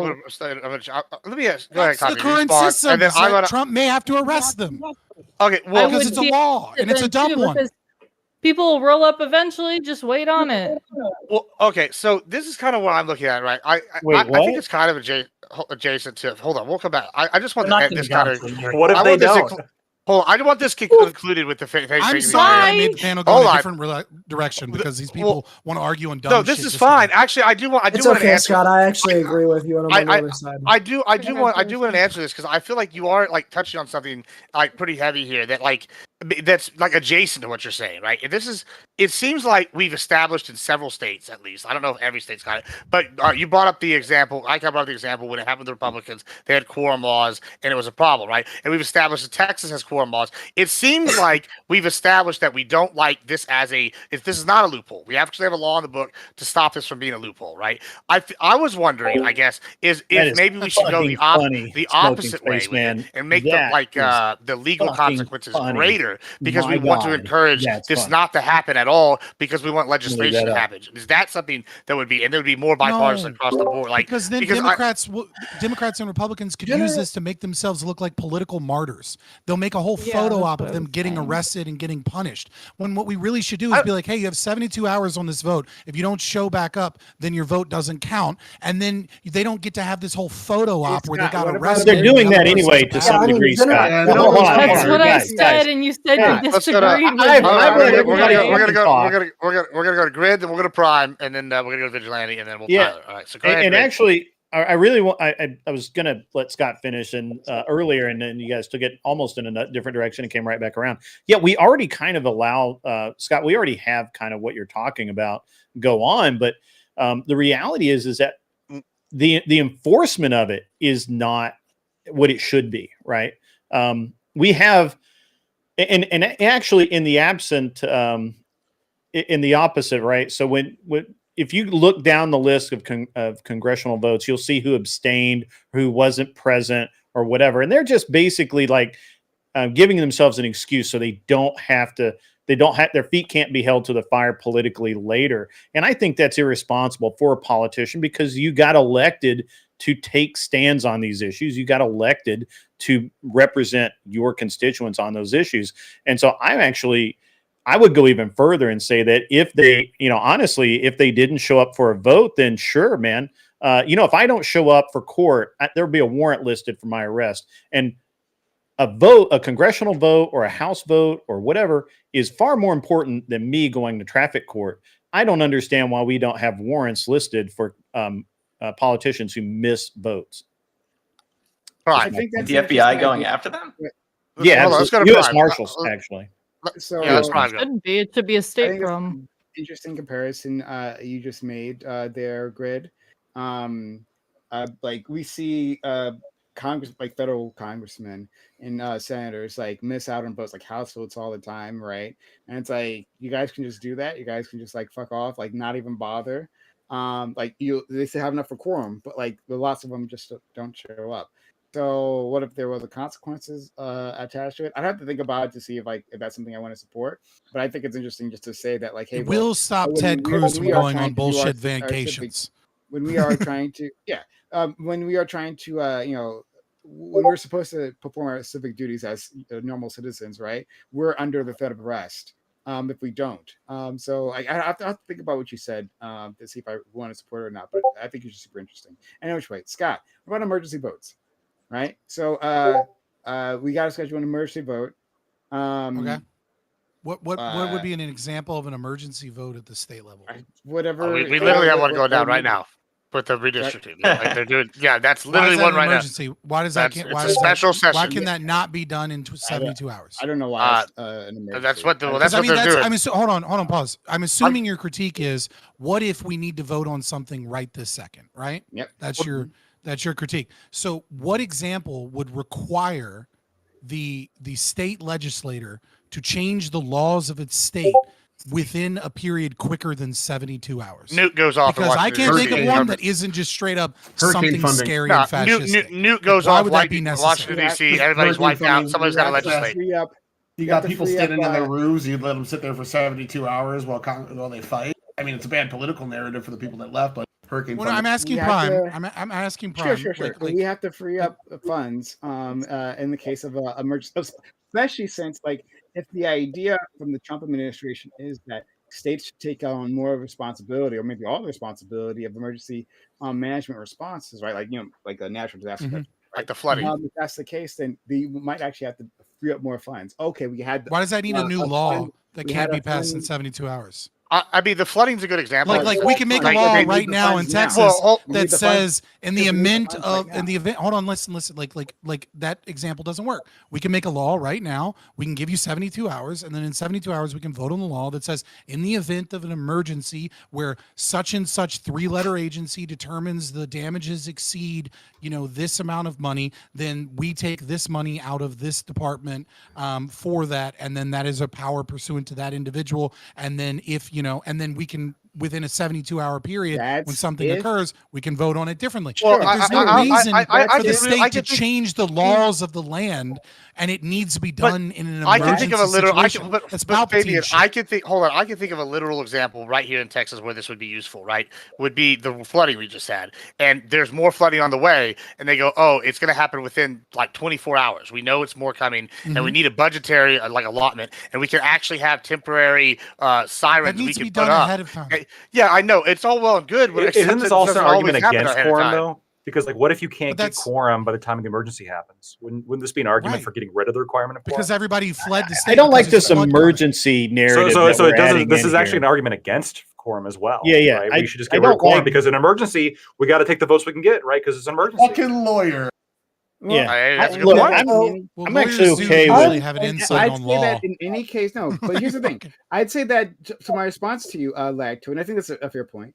My response to you is that, like, what Scott is proposing adds more layers of rules, right? Like, it has to be like you have to hit more criteria to accomplish this one thing, right? So that it No, it introduces doesn't. more complexity. I think No, it just changes the quorum criteria. system is the It just changes it to a simplest different way, one. right? Like, it's not that it's a perfect solution, right? Because of the things you just said, right? I don't think it's a perfect solution, but I think the opposite, or the other one, proposed solution, also just comes with its levels of complexity. If I could speak Yeah, on that, my solution- real Yeah, quick. let's go to I wanted Lachlan. to. Go to Lachlan, I want. yeah. Yeah, let me speak on this briefly. That's nonsense. I've been listening. I mean, I actually agree with Scott a little bit, because what it seems like is that here is this problem that I think if we all, like, sit down and think about, it does, again, like, sort of like redistricting, like, seem like a little bit bullshit. It feels a little bit scummy, right? If you have this kind of opt out where it's like, oh, we're going to lose this vote because the people of the state have spoken and have elected the other party, and so we're going to lose this vote, and so we can do this thing to stop the vote from happening by fleeing the state, right? And call it's it like democracy. and then call it democracy, and the question would be like, this to me really just feels like a loophole. And so what does, like, Scott's proposal do? Well, for any kind of, like, state vote, it requires like 72 hours notice, or 48 hours, or whatever kind of hours we want to give it, enough that any sane adult, that ideally we'd only be electing sane adults, okay, that Or any lives sane in the adult would state. be able We that elected would be Trump, able so we don't do okay, that. I set you guys up for that one, I know. That would give a sane adult the opportunity to go and do their job. And if they don't do it, then they're simply tallied as absent. I think this is like, I don't actually like, I'm very hard pressed. I would even add one more thing. I I would add one more thing to this. I would add one more thing One to last this. sentence. I would add one more thing to this. Can I Sure. Can I finish my sentence real quick? Sure, I mean, it's against me, but sure. No, Scott, I do it now. I He's don't gonna speak now. I don't feel like with the supposed problems that you guys have suggested don't actually seem like problems, or they seem like problems that a quorum would actually further exacerbate, or even like a theoretical problem that you could come up with would be so astronomically rare that this situation would be less common than the current problem, which we already have multiple examples of people fleeing the state to avoid a vote. Which, Quorums are already I mean, there. that's kind of Yeah, fucked, right? Quorums actually are just- I think we have so to I- bring it. like, We have to bring problem it back is a with little bit to the just emergent- why they're fleeing the state in general. They're fleeing the state because Republicans are doing something that isn't supposed to be happening right now. It happens every 10 years, and they're like, "Hey, subjective. it's an emergency Yeah, now." yeah. Because of Hold on. why? Because it's just totally a partisan way to grab more seats for Well, them. So I I don't wanna- know why It's we're not an talking about emergency. I want to Democrats. say I'm It's very like, disappointed in my emergency here. conservatives. We got to right partisan here. proof this Well, shit, I'm right? very And that's disappointed- kind of what our proposal Emergency Well, does. is a I just subjective. gotta- Here's the thing. Well, not I just- after hold on, Republicans get their shit I just- through. Hold on. I just want to, we'll go to Vigilante because I haven't heard from him in a while in a second. But I do want to say I'm very disappointed in my conservatives right there. Y'all missed an epic one-liner. He was just like, they're doing something they shouldn't be doing. And the answer is, yeah, winning. That's what y'all should have jumped in. Y'all failed. Yeah. But, okay, sorry. Vigilante, go ahead. You Okay, trying to get Gibbs. Yeah, I'm so not I'm actually Republican. gonna. This is one of the rare instances where I'm actually gonna agree with Scott and Lactoid. I actually think getting rid of this is a good idea. I think generally speaking, we should not just at the state level, but at the federal level as well. We should be getting rid of rules that allow people to just avoid voting. And when I say this, I'm including getting rid of the filibuster as well. I think it's stupid to allow people to just fucking use bullshit rules to avoid voting. And this is something that I've argued on in the past, getting rid of the filibuster. And I did it when the Democrats are in power. And like I said, I would whenever I fucking had that panel. I still support getting rid of the filibuster, even though the Republicans are in power. We'll go to Tyler. I just want to say one thing. I think the filibuster's based, and you want to know why? If you could sit there and talk for 24 hours Because of straight, or Strom however many, Thurmond. bro, you are a BAMF, and you know what? More power to you. If you could just But keep that's not talking what for the that long. filibuster is, right? That was a deep cut. I guess nobody yeah, got it. I don't know. but I yeah, don't know if you what could. Strom Thurmond is. Yeah, the racist. You like him. Got it. All right, let's go to Tyler. Go. Yeah. Yeah. I'm sorry. I I So love guess I'm- everybody. Go to Grid all Prime. right? So, the alternatives that have been offered by Fabian Liberty and Lactoid have been pretty solid. I'm not going to dispute those here. What I'm going to dispute is the end goal, which was to get rid of the partisan grandstanding that comes out of that. So imagine instead we implement your plan where you just strip them of their vote after 72 hours. What headline do you think is going to hit more for Democrats? They took away my job. They took away my ability to vote on legislature, or No. I As think opposed to that getting hits- arrested? No, the headline's Absolutely gonna be not. they get Yeah, show up. yeah, like And the headline's gonna be- We're yeah, gonna sure. go to bad. Grid. We're gonna go to Grid. We're going to Grid. All right. Fine. All right, we're gonna go to No. Grid. Wait, It does- gives the appearance of like a fascist situation, so Yeah, people are going to finally- get Didn't upset show about up. it. Hold on, let's I'm go to not Grid. sure I We're going- understand what we're going to Tyler Grid. is saying. Did I say the appearance Fascism. of? Wait. Did I say the Fascism. appearance of? What As did I opposed say? to Fascism is when arresting Democrats politicians. try That's and left side. stop So- democracy. all right. That's why I said the Fashion. word both. All That's right, why I go said the word ahead. both. Grid. Go ahead, and then we're going to Prime. Go Yeah, ahead. I think it's interesting that we introduced the idea of we didn't introduce it, but we're accepting of this idea of an emergency vote or emergency whatever. It seems like it should be very rare that such thing happens in politics. Politics is a slow moving train of discussion and in theory intelligence, which never happens. I feel like that there should be some mechanism. Again, I'm just going to go back to if I miss court, which is very important, then there's a warrant and the police go find me and they bring me back to court so that I can face the judge and then get take whatever punishment or merit that I have deserved. And the same thing should be done with politicians when they flee or hide or whatever. So that I'm not saying arrest them per se, but go and retrieve them from wherever it is they are and bring them back for the vote. It's literally their job. It's what they were elected to do. And if they're not going to do it, that's just part and parcel, right? There's no job that's 100% roses. And it seems like politicians get off pretty light. You know, I think get they off fine pretty them light. $500 a day for Let's go. however many days. We're gonna go. Yeah, We'll go to, okay. well, hold on. Let's go to Prime. Prime is waiting. I'm gonna get Prime in, then I'll see ICAO, and then we'll go from there. Go ahead, Prime. Let's go icon before me. I've been jumping in a lot.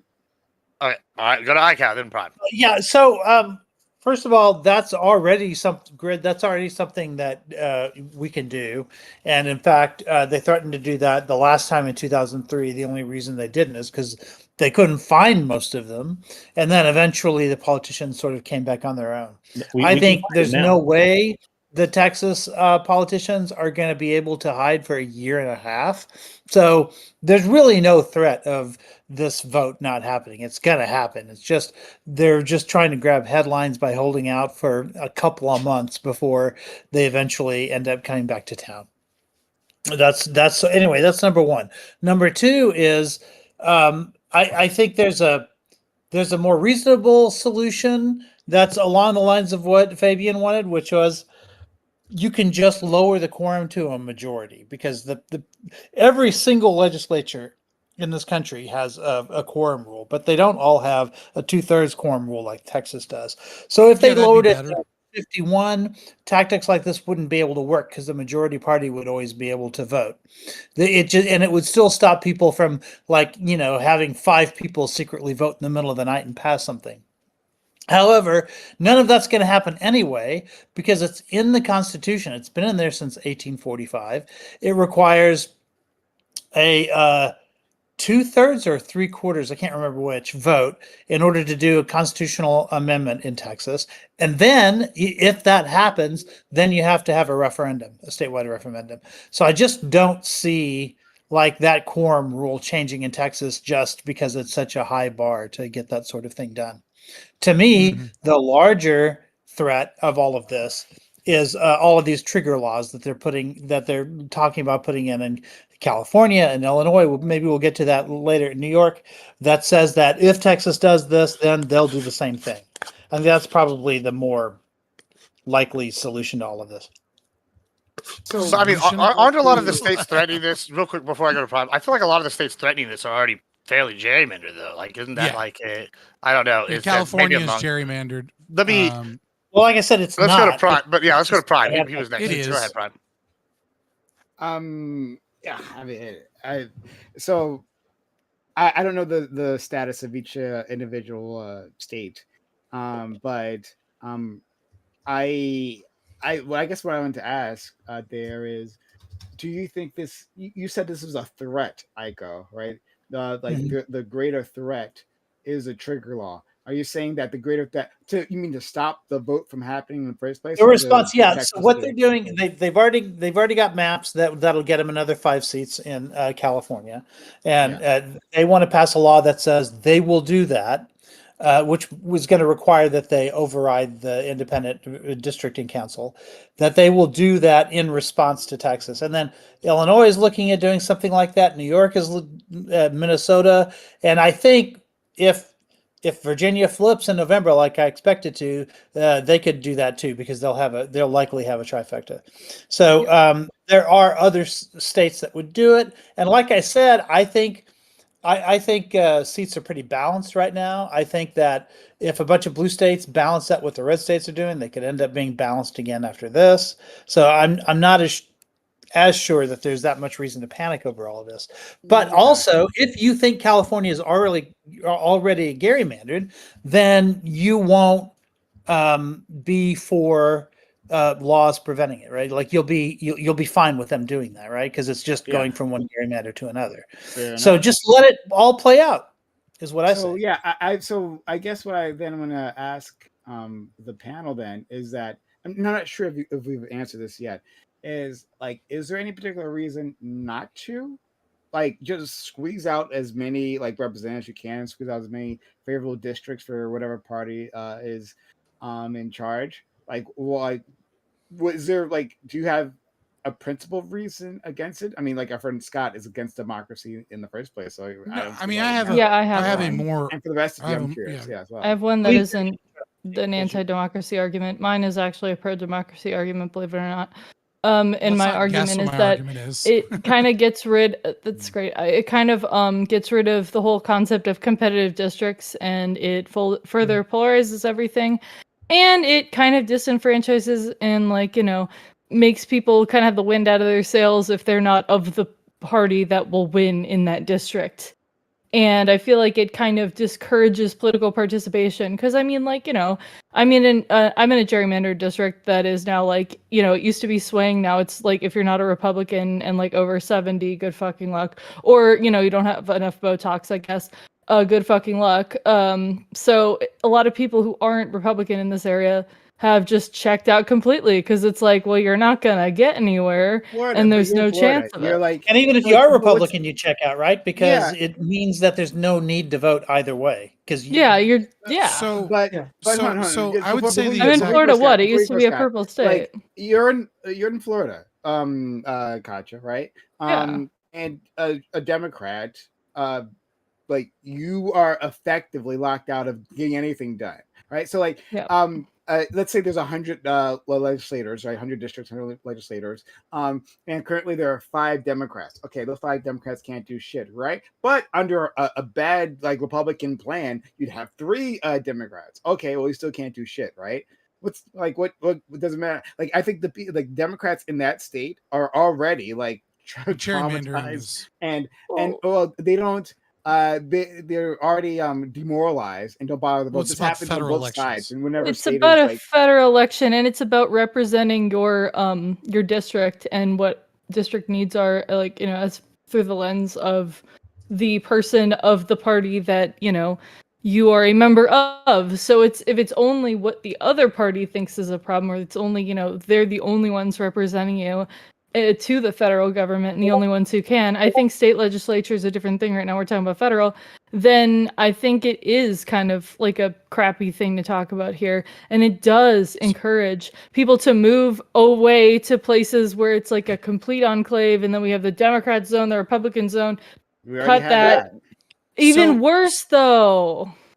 So what Katya says is actually the exact opposite of reality, right? So when you gerrymander, right, what you are attempting to do is create more districts that are slightly competitive, right? Like the goal is to create, like, so if you're a Republican, you're gerrymandering, what you want is like an 80-20 or 90-10 district, so you can put all the Democrats in one district, right? And then what you want is, instead of having a bunch of 50-50 districts, you want a bunch of 55-45 districts. And so what ends up happening in reality when you attempt to gerrymander that way is, yes, you have 1 or 2 districts that are not competitive at all, but you have a lot of other districts that might have been 60-40 or 65-35 that are now 55-45. And so the idea is like, oh, well, there's all of these displaced voters, isn't necessarily true. Yeah, but Scott, It's assumed- which district Right, that has been gerrymandered So it depends- has ever flipped after it was gerrymandered? I don't think that's ever happened. It's Unless like happened whole in, demographics have changed. I think it's like, happened. you have to I wait think for it's happened Demo- I think it's happened in Virginia, but that's only because Virginia became blue. it happens in the case right, of but that a has to happen when Right. demographics are like flipping. Right. So But the dummy real manders issue- only the real happen issue. if you have So that I'm answering 10-year my gap. question still. So the real actual problem with gerrymandering, insofar as I can see it, is this entire concept of we need districts to be competitive. That is a less democracy viewpoint. And the reason it's less democratic is because you go, oh, well, wouldn't it be better if we can force the map in some way so that everybody has like some say of voice in voting? The problem is that when you elect someone, they're supposed to represent their district. And when you chop up a district to try and make it a competitive district, what you end up having is multiple different cultures represented by the same person, instead of a person that actually adequately represents the culture of their district. And so what you should do is you should have geographic regions that are, to the best of your ability, that might be 80% Republican, but that guy is there for those people. He's there for farmers, because his district is a bunch of farmers. His district isn't farmers farmers and then part of this suburb and then like this little cutout of the city, and now he has to represent 3 different fucking cultures because his district was made that way so it can be competitive. Like the entire concept of the way that we split up maps is going to piss off somebody and disenfranchise somebody, because politics is a game of violence and it's a zero-sum game. It is inherently a violation of our rights, and there's no right way to do this. You're saying Let's go, get rid Tyler, of here. how many people are in each district. The only way you'd be able to do that is to get rid of the even split of people in each district, I would have to guess. That's not true. I mean, that's why they include. You'd have giant country Yeah, like districts, Nevada. right? And then you'd have suburban districts, and then you'd have a city that has like 3 districts in that Sure, small ideally, geographic but area. At some point, with some states that have really big cities and almost nobody else anywhere, you would have to incorporate the city into some of those, like maybe, or you'd have like Yeah, Texas, right, like, like, giant, all 2 districts. There's no way to not disenfranchise people Yeah. either from their district being represented by their culture or by their district not being But competitive. you're right about There's the no first right point, way like, to do this. Like you're right. It Like, just once isn't. Once you gerrymander, you start making the district more competitive. Like some of your red hardcore districts or blue hardcore districts. I don't think AOC would get elected in a very competitive blue district. You see a lot of these purple districts. Maybe generally AOC it's now. moderate versus moderate. AOC's Yeah. like she's gone more to the center Yeah, these since days. But she like, bowed yeah, the but I knee, get what yeah. you're saying. Yeah, like these competitive districts have purple moderates on both sides, and they like kind of vote both ways a lot of the times. Yeah, like I don't know. I see it So as you have a whole bunch of yourself. farmers somewhere that have like a rhino representing them because the Republicans wanted the victory and they gerrymandered it, and now they have to appeal to people in the suburbs and the city just as much as they have to appeal to farmers. So what y'all are also talking about kind of comes back to the second thing that we were talking about, which is the census, right? Because I just saw a map earlier. I wish I could find it. I should have brought it up now, but it's the ADHD kicking in. It showed a map. It was DFW, and it was highlighted, and it was like areas that are with less population than DFW. It was like, I don't know, 30 states or 28 states or something crazy, right? And it's like, this is less total population. It's like, okay, well, so how would you draw this factoring in population? Well, would you give Dallas, Fort Worth, and Houston, and like San Antonio, like these cities in Texas that are massive, would you give them just like, I don't know how many, we'll just pick a round number, 100 fucking seats, and we'll give them 50 of the 100, right? Like just that one city getting 50. That's why we have senators, man. Yeah, sure. I mean, the senators thing. But like, that's why Madison created this this is what this is what comes back to what he was just talking about, right? Is are you going to have this map, right, where it's like you get 50 districts in like Dallas, and then you're going to have all this area around the city where it's just like, oh, you have these massive areas where there's like 5 people in a mile, and it's just this map that's like, I don't know, looks like Swiss cheese. I don't know if that's a better solution. How are they going to represent all of that? But that's why we have the Senate. That's why we have the Senate, right? Like land also votes, right? Like it's really important. Like we have a federal system that is not meant to represent one person, one vote. And that is why we have the Senate. And the reason we have that, and that is why we have the Electoral College that favors smaller states with lower population, or maybe states with lower population.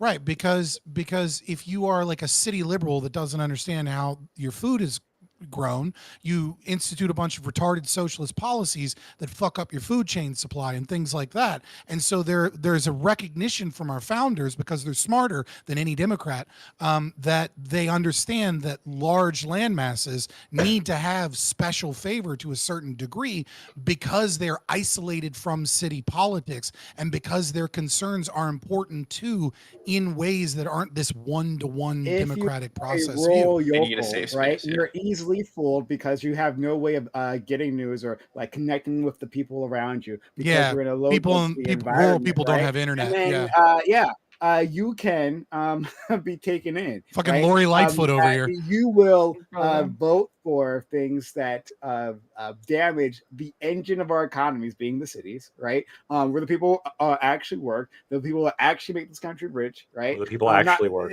Did you literally just say where people actually work? No. There's no hate to our farming friends. You know what, Mr. Gibbs? You're right. No, I they should just shut don't up. work. You're right. Yeah, this is the most incredible thing I've ever heard. To our farming friends, right? But it's true that like the reason why this country is rich, it was because of the cities, right? It's because that's where our economy actually moves, where we actually generate wealth. GDP The number go farmers up. We don't care about the price of eggs anymore, boys. No, you can keep straw manning that, but like It's not a straw man.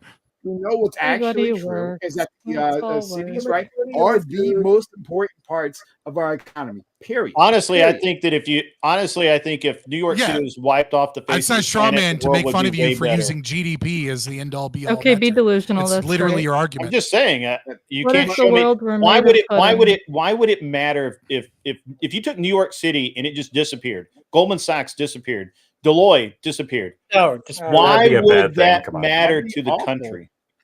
That would That'd be because bad. hold Maybe on, not. hold on. Yeah, It would be maybe bad not. for No, the I can country. answer this For question. country, sure, that would be I can bad. actually answer this question. Counterpoint, all right? Short Only people in the cities work. Well, what if we got rid of the cities? It's like, there are some truth in the middle here. I can actually, What if we no. do I can actually answer this question. It's really simple, right? The reason stocks and investing and hedge funds are so important to a productive economy is that they allow individuals that are able to see trends to be able to use investments for future production. Sure. And so the farmer, right? The farmer doesn't know how much of their own money to spend on seed or on a harvest, but then a hedge fund comes in and says, I'm willing to buy your corn at this price in the future because they are the ones following the corn market, et cetera. And that allows the farmer to be able to safely spend more money to produce more corn so that our economy can be more productive and the hedge fund makes a profit and the farmer Yeah, makes Scott, profit I just because And the if the farmer no hedge longer has to fund leverage loses, risk. they're Scott, making I multiple understand why bets. you answer that question that way because, like, Grid asked it in a weird way. He related the cities to the fucking hedge funds, right? Like when I was referring to But cities, that's like, part of the that's not productivity of cities talking about- is technology, it's investments, it's like capital, like it's yes. all those other things, but I wasn't equating it to that one aspect of our economy. Like, what difference does it make when I'm the not saying hedge you fund were, is, I was just answering his question. I know. So there's not a response to you. I'm just saying it's a weird way to phrase that question to Grid. Instead, I'm there are Yeah, so many please. other I can't wait to dynamic, hear your answer. Right. If to the original dub question, yeah, you would go into a deep depression if all of a Why? sudden New York disappears, right? Why? Like the amount of wealth. The New York the amount Stock of- Exchange is there. Right, Yes, yeah, but exactly that. hold Like, on, but all of that information is worldwide now. Not even any other. You know, not hold any on. other city. I can If you prove to see you a that this world doesn't city, matter. we're in a I can depression. prove it What are you talking about? because in when COVID, New York City shut down and everyone fled, and the world did not end, and the economy Everyone did. fled.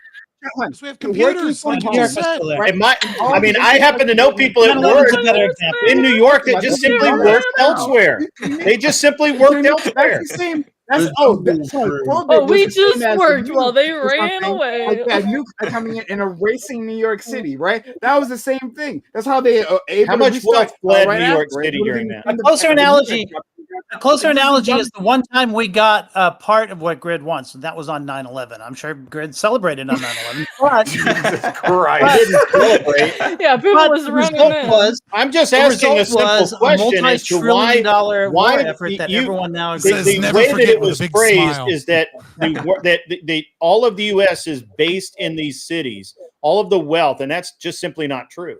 Now, as Scott said, absolutely, That's true. absolutely, there are brokers out there Does who anyone invest disagree with in all the wealth, I but all disagree. various all the wealth. forms of economy. I disagree with that. There are absolutely ways that that benefit farmers and ranchers, but if the farm fails, right? If the crop doesn't come in, the hedge fund takes a loss, and hopefully it's invested and has enough wealth to cover that loss, and the farmer continues on. But sometimes it doesn't happen that way, and the farms get sold and go out of business, and then we have the effect on the entire country is larger than if money simply changes hands from one person to another. Well, you get a lot more from cities. Oh, than most of just them are owned money. by conglomerates, anyways. It's so, Yeah, it's the so small weird. It's a farmers. symbiotic. It's a thing of the symbiotic past. relationship. That It is a isn't symbiotic adequately measured in relationship. GDP. It's a nice not like idea. when most the of left it's just talks corporations. when the left just talks about That's why I say GDP as a measure I'm of not like just- cities being more productive. It's like government jobs are counted in Yeah. GDP, right? And all Yeah, the government hold jobs on, are in hold on. cities. I'm Like not it reducing doesn't this to just necessarily GDP. mean. Come on, you did that not me. I didn't just reduce this to GDP, right? I said it's the engine of our economy. Something you brought up, yes. And it simply is, right? It simply is the case that it is. But No. So that is our doesn't mean food. that So is doesn't mean, farmland. hold on. Oh my God, let me finish, Scott. We've all heard your voice. We got it, right? That doesn't mean that the farms aren't important, right? Like you guys hear Well, you're that saying and their think, oh, votes aren't as important because they're farmland. stupid let him go, let people. him I finish, think let him that's a finish. really So, of bad course they're thing to important. say. They're critical. They play a critical role in our country. Of course, we need to eat. Obviously, no one. I didn't think I But had to say that, but apparently, you're Hold on, let yes, him finish. you're Let him finish. Let Brian equating finish. stupidity Let with Brian finish. farmers, which is really a bad Indeed, plan. it's true that we need to eat, right? Acknowledged. Okay, I guess now we're all on the same page. Okay, But I think I get where you're going with this. understanding Let him that, finish. understanding that cities are still the engines of our economy. That doesn't change that statement, right? I don't believe they're rural the areas or engines. the You farmland areas could make a That's the you can make a fuel. That's case the for gasoline. They you feed that could you engine. make They feed a that case engine, that they're but gasoline or they they feed are the nonetheless. That is controls or the engine. something. But without the farms, there is no product to Oh sell. my God! Why are you saying the stupidest thing? I'm sorry, I won't. That is respond not the anymore. This is stupidest thing. stupid. That is It's too literally stupid. I've already what you said was stupid. It's too What stupid. I Well, said was just actually You're to like stupid. just to jump in here. I mean, it might be stupid, like kind of like what you're saying. However, I actually know somebody specifically that is watching this stream right now that has told me before, in regards to relations with Middle East countries, we should just give them a 55. Say, okay, you can keep your oil. We're going to keep our wheat. And whenever you can eat your oil, when we can eat our wheat, we'll see That's who right. wins this in the long That's run. right. Are you talking about Middle East? Go for it, Yeah, baby. so well, we're not, but like, so that I feel like that is applicable to this kind of like logic, right? Because I'm sure that he's sitting here hearing this, thinking the same exact thing. He's going, okay, well, if the cities are so important, then okay, then we're just going to follow all their laws and what legislation all the time. Then we'll just keep our food, and then we'll see how long before they start starving.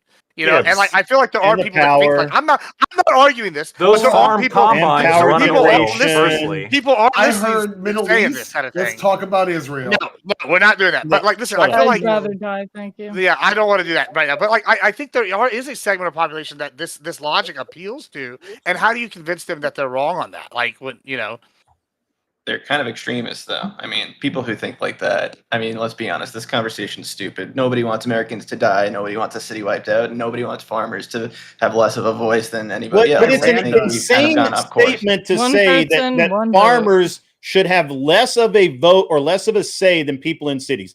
That's where I'm going. No. That's One insane. person, one No, vote. hold If on. there are less No. people, We have less people an vote. equal say. Sorry. Right? One Corporations Kachi are just said people, one friend. person, one vote, right? So- not 1 square kilometer of land, one vote. Let me counter argue against your actual point, right? I'm going to try and steel man your position, right? And I believe that your position is that, you know, the concept of giving additional voting power towards less populated areas is unfair or undemocratic, as you see democracy as a value, because why is it fair that people, certain people have more sway when, as a microcosm, as a whole country, as a whole community, we all have unique differences in knowledge and understanding, and that making one people have more political power diminishes that communal will of the people and that voice and that democratic power. Right. Like, and you're saying that it shouldn't be such that like the Senate and the Electoral College is designed in such a way that it favors less populated states and regions. Is that a good steel man of your position? Sure. Mhm. I understand where you're coming from, right? Obviously, we don't share the same values of democracy, but working within an internal critique and working within the founders' logic, right? The reason that we have this is played out, I think, very well with LA County. And what you have seen over and over and over again in LA County is that because LA County and California has so many people populated in city centers that need water, instead of managing their water properly, instead of having desalination plants, instead of having, especially once they lost bids and certain aspects of like moving water from Colorado, et cetera, one of the things that they did is they instituted laws against farmers in surrounding areas, and they instituted laws on how much water they could collect and what types of irrigation systems that they were able to use, that large corporations, because of advanced irrigation systems, were allowed to better be able to produce, but poor farmers were not Seeds were able because they allowed didn't to have better the be technology able that to- was capable. And I think what the founders were looking at, maybe not this specific scenario, but I think they were looking at the fact that oftentimes population centers, they become, just as much as farmers are isolated from the way city works, city people are often isolated from those other regions of the country. And when the population is so centered there, that it ends up creating this disparity, and sometimes large population centers will vote away and harm other people. And this is a means of rebalancing that power because of that disparity, as well as the second reason that they did this is that they wanted to ensure that politicians did not simply go visit the 3 most populated cities and then not campaign or not do anything for the rest of the country, because all you would need to do is win LA, win Chicago, win Miami, win New York. LA or Chicago. That's kind of what the No, electoral I'm college giving is, the right? present context. I'm giving the present context, right? Okay. That like Right. politicians might, without this additional power to less populated regions, that what you end up with is politicians that then disenfranchise them because they don't need but their votes. I disagree with that framing. Right? No, that would really only affect the president. That's like, fair. I'm just trying to steelman here. Sure. Yeah. So I understand what you're saying, and I think you were trying to say something quite fair. But one, I think, and this is the fact of the matter, that the split that the founders foresaw, right, was city versus rural, right? Like heavy population center versus low population center. But that's not actually, like, at least in our current day, it's not really our cultural split, right? We have a difference between we have suburbs now and conservatives. Mm-hmm. But like, yeah, we do have suburbs, but like you can have a conservative population center, like you can you can have a liberal ones, right? Like it's not strictly evenly divided between cities and non-cities. So, but I'm not even talking about Democrat, Republican, or conservative or liberal. I'm talking about regions and why regions have voting power. It's irrelevant. Hold on. I'm saying the split that they foresaw, right? The founders, right? Like it was true in their time, but it's not true currently in the same way. Now, then you brought up, how is the it not example, true? I don't understand. Well, actually, I think that because of just what I just said previously. But I think but that's not an what they argument. saw was That's landowner not- and that's not- non-landowner. I'm going to finish it. I'm going to finish what I'm going to say. All right, great. So you talked about how the people in rural California, I believe it was, right, with the water thing, how they were disenfranchised. I think that's valid, right? Like we want these people to be heard, but as you've already stated very clearly, which I do agree, right? Democracy doesn't necessarily enfranchise everyone, right? Someone gets screwed. There's over always no a matter what loser in democracy. There's always democracy a is loser, conflict in the inducing. right? Yeah. It's a violent system of oppression. Not that I want. To be clear, I don't necessarily want rural individuals or people who run farms to be losers. My point is that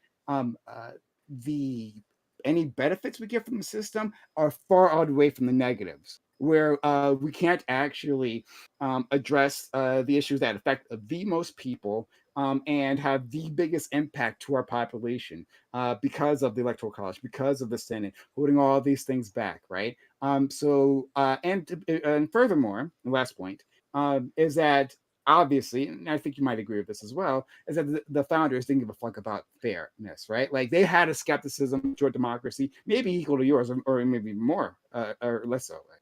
But they had less so.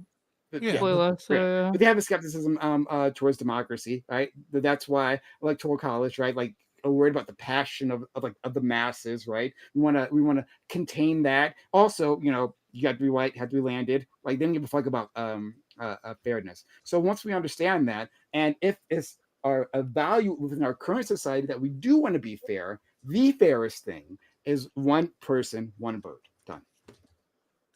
But yeah, well, actually, they didn't intend one person, particularly one care vote. about fairness. Yes. Well, They- yeah. Well, I mean, like, it was never about fairness. It was about governance that was liberty maximizing, right? Yeah. Like, I understand that Democrats and most Republicans no longer have any sense of patriotism or belief in kind of the vision of America, right? But that's what it was. It wasn't about fairness. It was about what can we do to protect people's rights to the maximum did that degree liberty and still protect this maximize? nation. I don't know Because how does this liberty maximize? Could you explain? for the very reason that I explained, right, which is that you didn't want population centers that would be able to outvote separate cultures or communities that had less voting power, so they tried to figure out a way to rebalance that with the electoral That's why college you had to system. be a And landowner. that's also why Sure. and that's No, also they just- why and that's also why we didn't have direct But election of how do senators, you but judge senators more were meant to be liberty, though? appointed by the state. But Scott, how do you judge more liberty if it's the case, right? And we're gonna like simplify our our current Yeah. conflict, right? If it's the case that there is a small group of people keeping denying the will of a large group of people, right? Like my expression of liberty is that I want these sets of rights, right? I want Oh, these I sets of agree. benefits, Oh, I whatever, totally right? agree with you. Right? It's a Yeah. contradiction.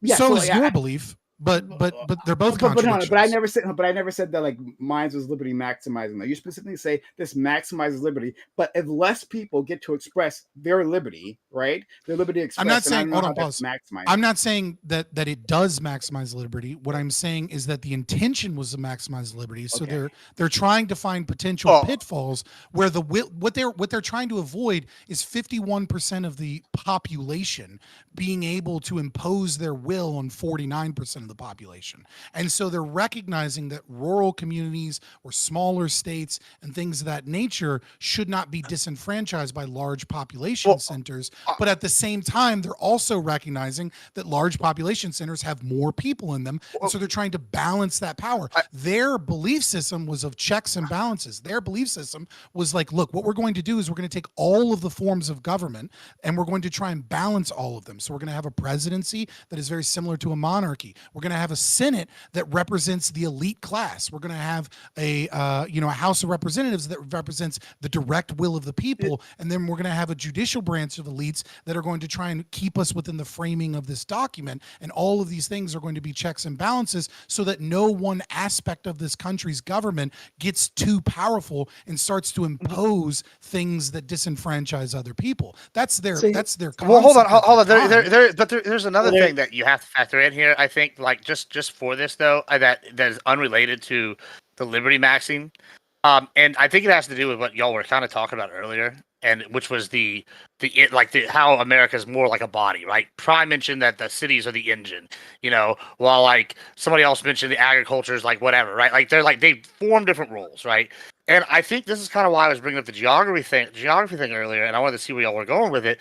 But y'all really haven't touched on this, and it's the like kind of I don't know if utilitarian is the right word, but the idea that there's going to be areas that shouldn't be governed by other areas just due to geography, right? Like you wouldn't want the city where they don't understand the needs out here deciding the needs for the people that are going to produce the food or the raw materials that are going to go into the city. You want the people that are the experts in that, the people that do this for have done this for generations to do that. You want them to those people kind of be that. And then when you get to the city, you also don't want these people out in the ag world who don't understand. And there's going to be times where there's a clash, right? And that's not necessarily a bad thing. Then you find a compromise. But I think that was the original intent, because you have to remember the the Constitution comes after the Articles of Confederation, right? They've already dealt with some of these kind of things and seen where it didn't work. And I think this is kind of a natural evolution. Virginia and I don't and Maryland think it's almost went into a currency war. Right. So whenever y'all are talking about liberty max, yeah, I think that is a role in this. I think that's part of the checks and balances. But I also think there's the actual functioning aspect of running a country as a whole, where you're individual parts working together, as opposed to think there's also different. one last thing. Yeah, I mean, and Madison was more. Yeah, go ahead. Then we'll go. Yeah, you go ahead, Prime. We'll go to Grid. Just very quick. Yeah, Something also to remember is that when the Constitution was written, our population distribution was completely different, right? There was a lot more people in those rural areas and being farmers, right? Like so much more of our population were farm workers, right? This was more even split. I'm curious, right? If the founders are working with our current split, right? Something that looks more like today, if they would have thought the same thing, right? Because Probably not, no. just like our Like It our friend certainly wouldn't have Gibbs, been a 1-to-1 democracy. Let's when yeah, when let's our try friend and finish. We're Gibbs- gonna go grid. Yeah, Go ahead. almost done. Very quickly. Like what our friend Gibbs talked about, right? Like he said he showed the DFW map, right? Dallas Fort Worth map, and then he's like, well, like this out in terms of population, this outranks 30 other states, right? Like just like in and of itself. And so when we're dealing with such an extreme imbalance, right? I feel like we would like if we're working on a new system created today, there's no way you would design it this way. For It's sure. something to keep in They mind. they tar and feather and kill all of you because they did that for people that were doing 3% tax. Let's go to grid. Yeah, They'd call you all. They'd be with me 100%. lactoid. They'd be grabbing the guns to Oh, make yeah, sure all go of the ahead, Greg. politicians. Well, it's a would really interesting thing Sorry, because Castle, we you seem have to your be, hand too. I'm sorry. We'll go to you Yeah. after that. Sorry, Castle. we seem to keep forgetting that originally only people that could afford to vote could vote, right? Like that's what the founders did, is they said you Property either have to owners, be yeah. a landowner or you have to pay a poll tax to be able to vote, because at that point only No, poll taxes were introduced That's later. only That's true. true. You're right. You're Disenfranchised right. blacks. You're right. You're right. But it Yeah, was, we're but running it low on was time. Just originally for black, landowners. but also for Let's poor. well, No, you no, can- no, you no, can no, just no, no, just no. hold on. No, this Just isn't true. just- This is a just gish hold on, gallop just here. hold on. In some states, it was landowners. Other Hold on, states let women vote. just a housekeeping thing, because I do have like a hard out at 9:30. I want to go salsa dancing, so we're gonna Oh, go. yeah, We're I'm gonna just try sorry. to go through these people. Let's not interrupt them so we can get through this, because I know we're running close on time. So, Well, Greg, at go any ahead, rate- and then we're gonna go to Lactoid and Castle, and then we can open up a little At from any there, rate, too. the founders didn't intend everyone to vote. They certainly didn't. They certainly were very much concerned about people who lived in the cities being able to vote against the people who lived or supplied their everything from different farms, and they were farmers themselves to some degree. Washington was anyway, and to some degree, it's doing a lot of heavy lifting there, kind of like on the backs of black slaves. right. Well, I All mean, right. I don't want to come out and say it, but but at any rate, I think. Well, I mean, also the indentured servants. We can't forget those guys. And I just think that it's kind of disingenuous to say that even in modern times, that first of all, I don't necessarily believe that everyone should be able to vote, not even citizens. I've come to that conclusion over the years, and certainly not everyone in cities. I've lived in a lot of cities, and I just don't. They're not necessarily all the smart people there. So, anyway, I mean, there's not necessarily all the smart people everywhere. I mean, let's go to Lactoid and Castle, and then thank go God ahead. for everything. I'm gonna say a couple things. I agree with the idea that there is not a lot of, or there are not smart people throughout the world, and the idea that they should have equal say in governance to smart people, I think, is pretty ridiculous. So I'm on board with that. Limiting voting through some kind of like IQ tests or other kind of comparable like way of measuring intelligence. I'm okay with that. In fact, Education levels? poll exams have been Mhm. actually have gone to the Supreme Court, and they have not been struck down as unconstitutional. How about as of the literacy last time. tests? You bigot. They have not been Ooh. struck down. They have not been struck down. And Now half of it's MAGA been a probably can't while. name 3 branches of government, so I don't know. I will say Texas has an opportunity to do the funniest thing right now. it's been a long time since that Supreme Court just boys. went through the last one. It's been a long time, but as of the last one, you could have some kind of intelligence Poorly test. educated. So I'm okay with that. I am a lot more skeptical, actually, of restrictions when it comes to like isolated cultural groups or entire demographics of people. I think as America, we should probably be skeptical of that, given that one of our concerns that we had in forming this country was we don't get a say in the parliament. So Yeah. that's kind of bullshit. So we should be able to leave. So I do think that there is a kind of a valid concern of, a kind of a separate cultural or geographical area who is denied some kind of representation, being upset about that. And I'm more sympathetic to that than saying, well, everybody within all society should vote, because I mean, within any given like area, within any given culture, there's going to be a whole bunch of people who probably shouldn't be having equal say to the top stock of those areas when it comes to dictating policy. But one of the things that we haven't really gotten around to that I want to talk about, which was kind of the flip side here of this gerrymandering that is sort of taken to, even though it benefits both Democrats and Republicans, depending where you are, generally is seen to benefit Republicans more, is the fact that illegal immigrants are counted on the census, and the census is used to apportion votes, electoral council or electoral college votes, and other basically other forms of political representation.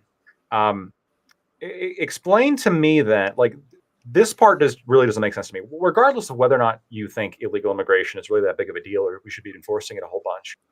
There does seem to be something odd about giving voting power, essentially, like giving voting weight to a group of people, thus incentivizing something that this country has made illegal, through like legally incentivizing something that this country has made illegal.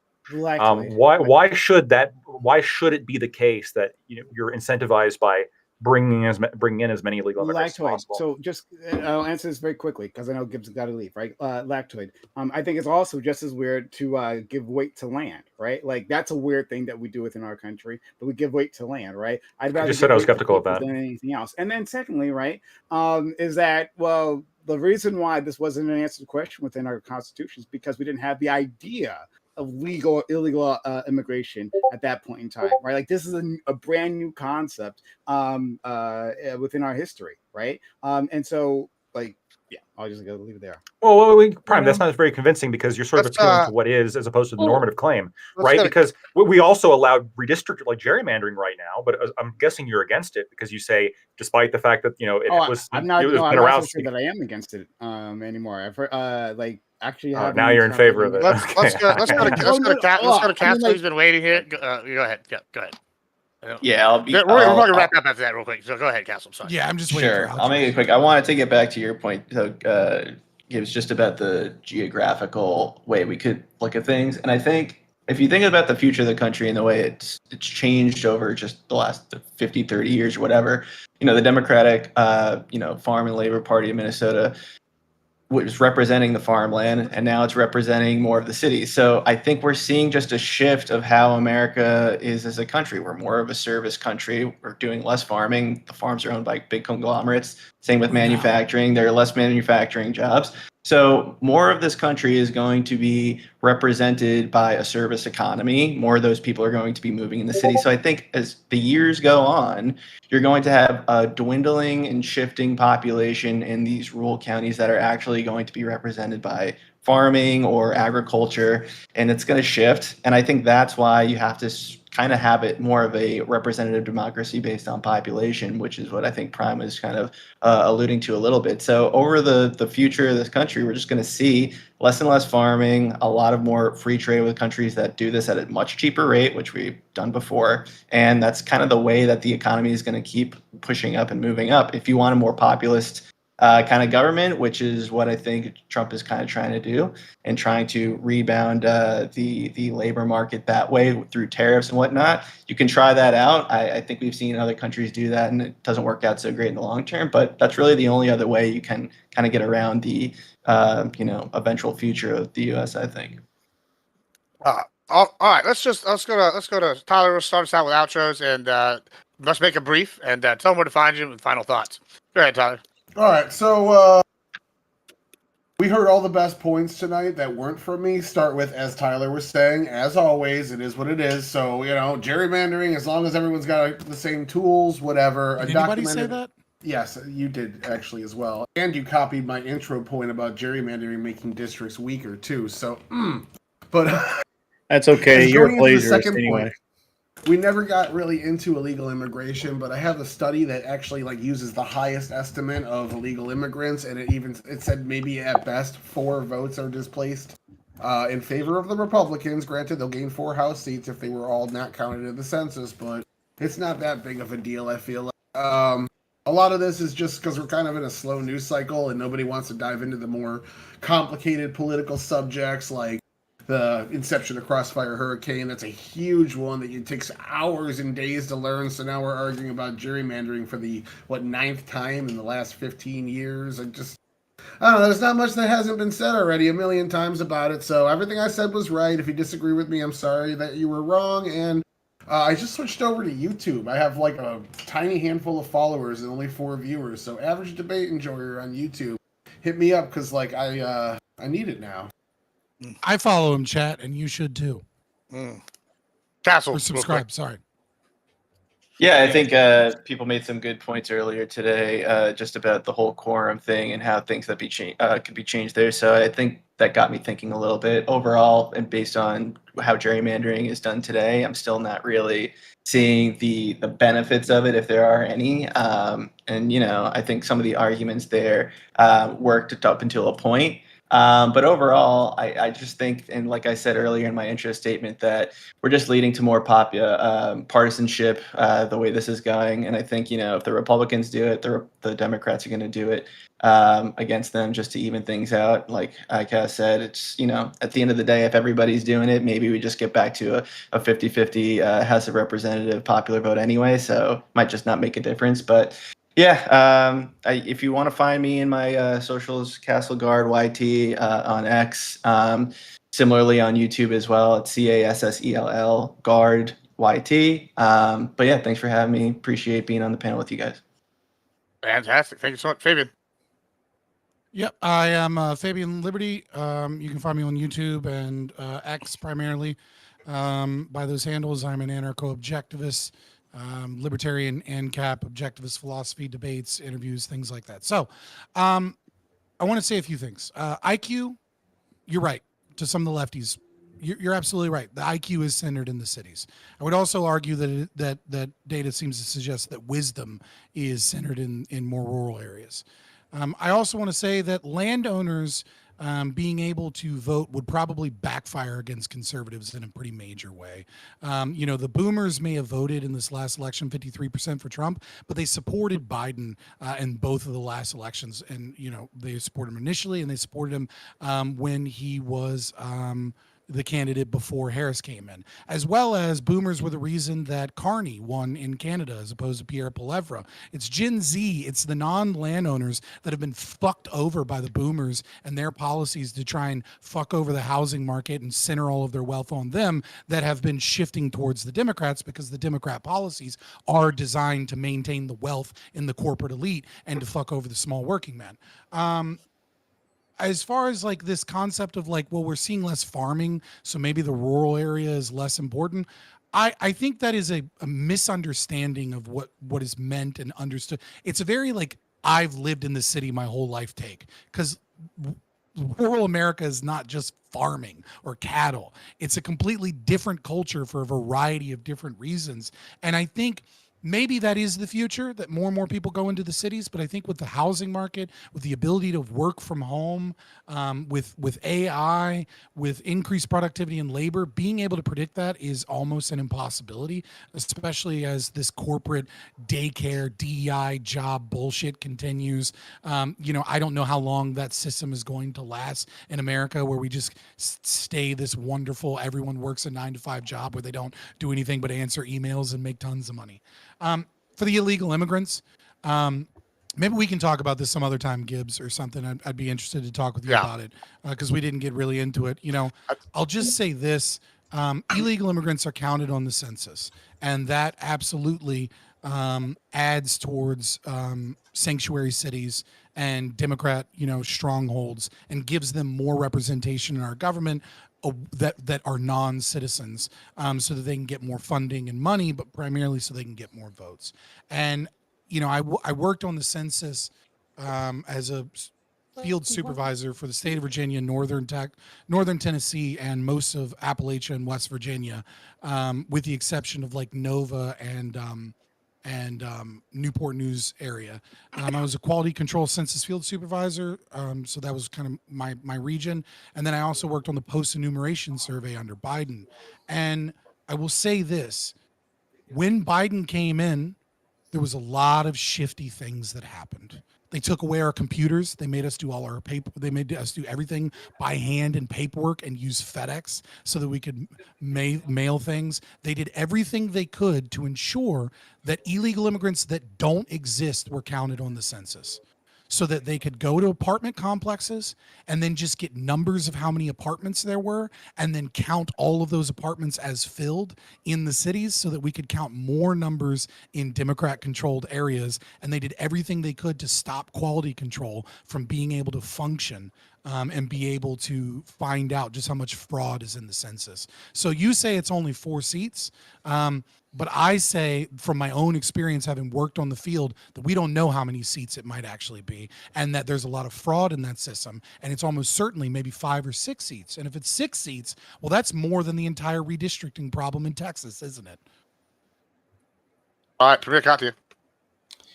Yeah, so if you have any more sources for that beyond your personal experience, that'd be cool, considering, if there were shifty changes back and forth in computers and this and that, there's clearly going to be, more records, more sources, more people talking about this. So if that exists, I'd like to take a look at that. Sure. Other than that, I don't know. Sure. Other than that, I'm Premier Katya on X, and also you could just find me around in the politics space on Discord. Yep. Have a great rest of y'all's day. All right, thank you so much. Lactoid. Lactoid, you can find me at Lactoid TV on Twitch, Twitter, and YouTube. Thanks. Fantastic. Hi, Cal. Okay, so I think we can go past a lot of the theoretical points that are being made right now and just say, hey, let Texas do what it's going to do. Those lawmakers are coming back home anyway. Let California do what it's going to do. I just posted an analysis that shows that the map that they're looking at now could flip up to 11 seats in California, actually. And it really only needs to do 5 in order to balance out Texas. But regardless of whatever the outcomes are going, there are Republicans already that don't want this, that don't want all of this to happen. There's Kylie in California who's one of the Republican delegation coming out of California. The entire Republican delegation out of California is trying to figure out a way to stop this. Kylie has introduced his own bill in order to make it illegal to redistrict in the middle of the decade. You can only do it after a census triggers it. And then Lawler in New York is doing the same thing. He's introducing a similar bill that has the support of the New York Republican delegations. So it looks like there's going to be basically blue state Republicans everywhere don't want this to happen. They're very nervous about it. So I think that in terms of the party balance, I think we're going to end up about where we are now. I think everything's going to balance out, but we'll still be way worse off because now there's going to be far more safe districts than there were before. And that's my real issue is not which party controls those districts so much, but as to how much the people who get elected into those districts fear a primary versus fearing a general. And that's it. All right, thank you. Grid. Yeah, so you can find me at an Unreasonable Man on YouTube and Twitch. It's an interesting conversation. I like how that the engine of the country has been losing people for hand over fist since 2020. There's an significant out migration into rural areas, shockingly enough. And I just don't really see how this is going to play out well for the cities in the future, to be honest. I think people are tired of living on top of each other. As far as the gerrymandering and the fleeing, I actually support the use. I came in kind of neutral on this, but I'm okay with the FBI going out, wrangling up these politicians, bringing them back to Texas, and having the vote, and then just catch and release, just let them go. Other than that, obviously we didn't really get into some of the other meat of the discussion I thought we would, and that's okay. As always, been a great time. Thanks, Gibbs, for having me. It's been a lot of fun to sit here and listen to some people talk and learned a couple of things and made some decisions actually. So always good, always fun. You guys have a great night. Let's go to Prime. First, I thank the participants. Thank everyone for coming out, having a fun discussion. So shout out to that. shout out to people I know, and hello to those I don't know. I hope you guys glad to meet you, basically. And I think it's very lucky that Gibbs invited me because I'm the only one with the tenacity to deal with Scott's overbearing rhetorical strategies. Right? Like I don't know how we have a conversation here if it's not me like actively countering Scott every chance that I get. But thank God that I'm here, right? And lastly, Yeah, just name one fallacy I did, buddy. no, you didn't do any fallacies though. I'm just saying that like you take control of the conversations, and I can deal with you. But lastly, I think it seems that my conservative friends are quite upset over this undocumented immigrants thing, right? And saying that hey, um, like it gives undocumented immigrants give voting weight, and that seems unfair. Okay, I can agree, especially since undocumented immigrants aren't contributing, right? I think they should be just become documented to solve that. But let's say we didn't want to do that, right? I know you guys don't want to do that. Well, the other way, I think we can come to a compromise, right? I would gladly remove undocumented immigrants from the census, right, and removing their power if we reformed the Senate, if we got rid of the Electoral College, right, reform the Senate to being a smaller version of the House, basically. If we did something like that, that would be awfully fair, I think. If my conservative friends wouldn't take that bargain, right, then you realize that you'd be losing more than you would gain there, right? You'd realize just how valuable land is and how much the Senate is a massive weight against your political opponents there, right? One that just simply is not matched by undocumented immigrants within the city. So, like, let's consider that. If you don't agree, well, then we know where you stand. All right. Also, thank you. Prime Guy. Yeah, Prime. find me, Prime Guy, PRMECUIS. Find me, we'll do debates, right? I'll yell at Scott there too, right? And it'll be a lot of fun.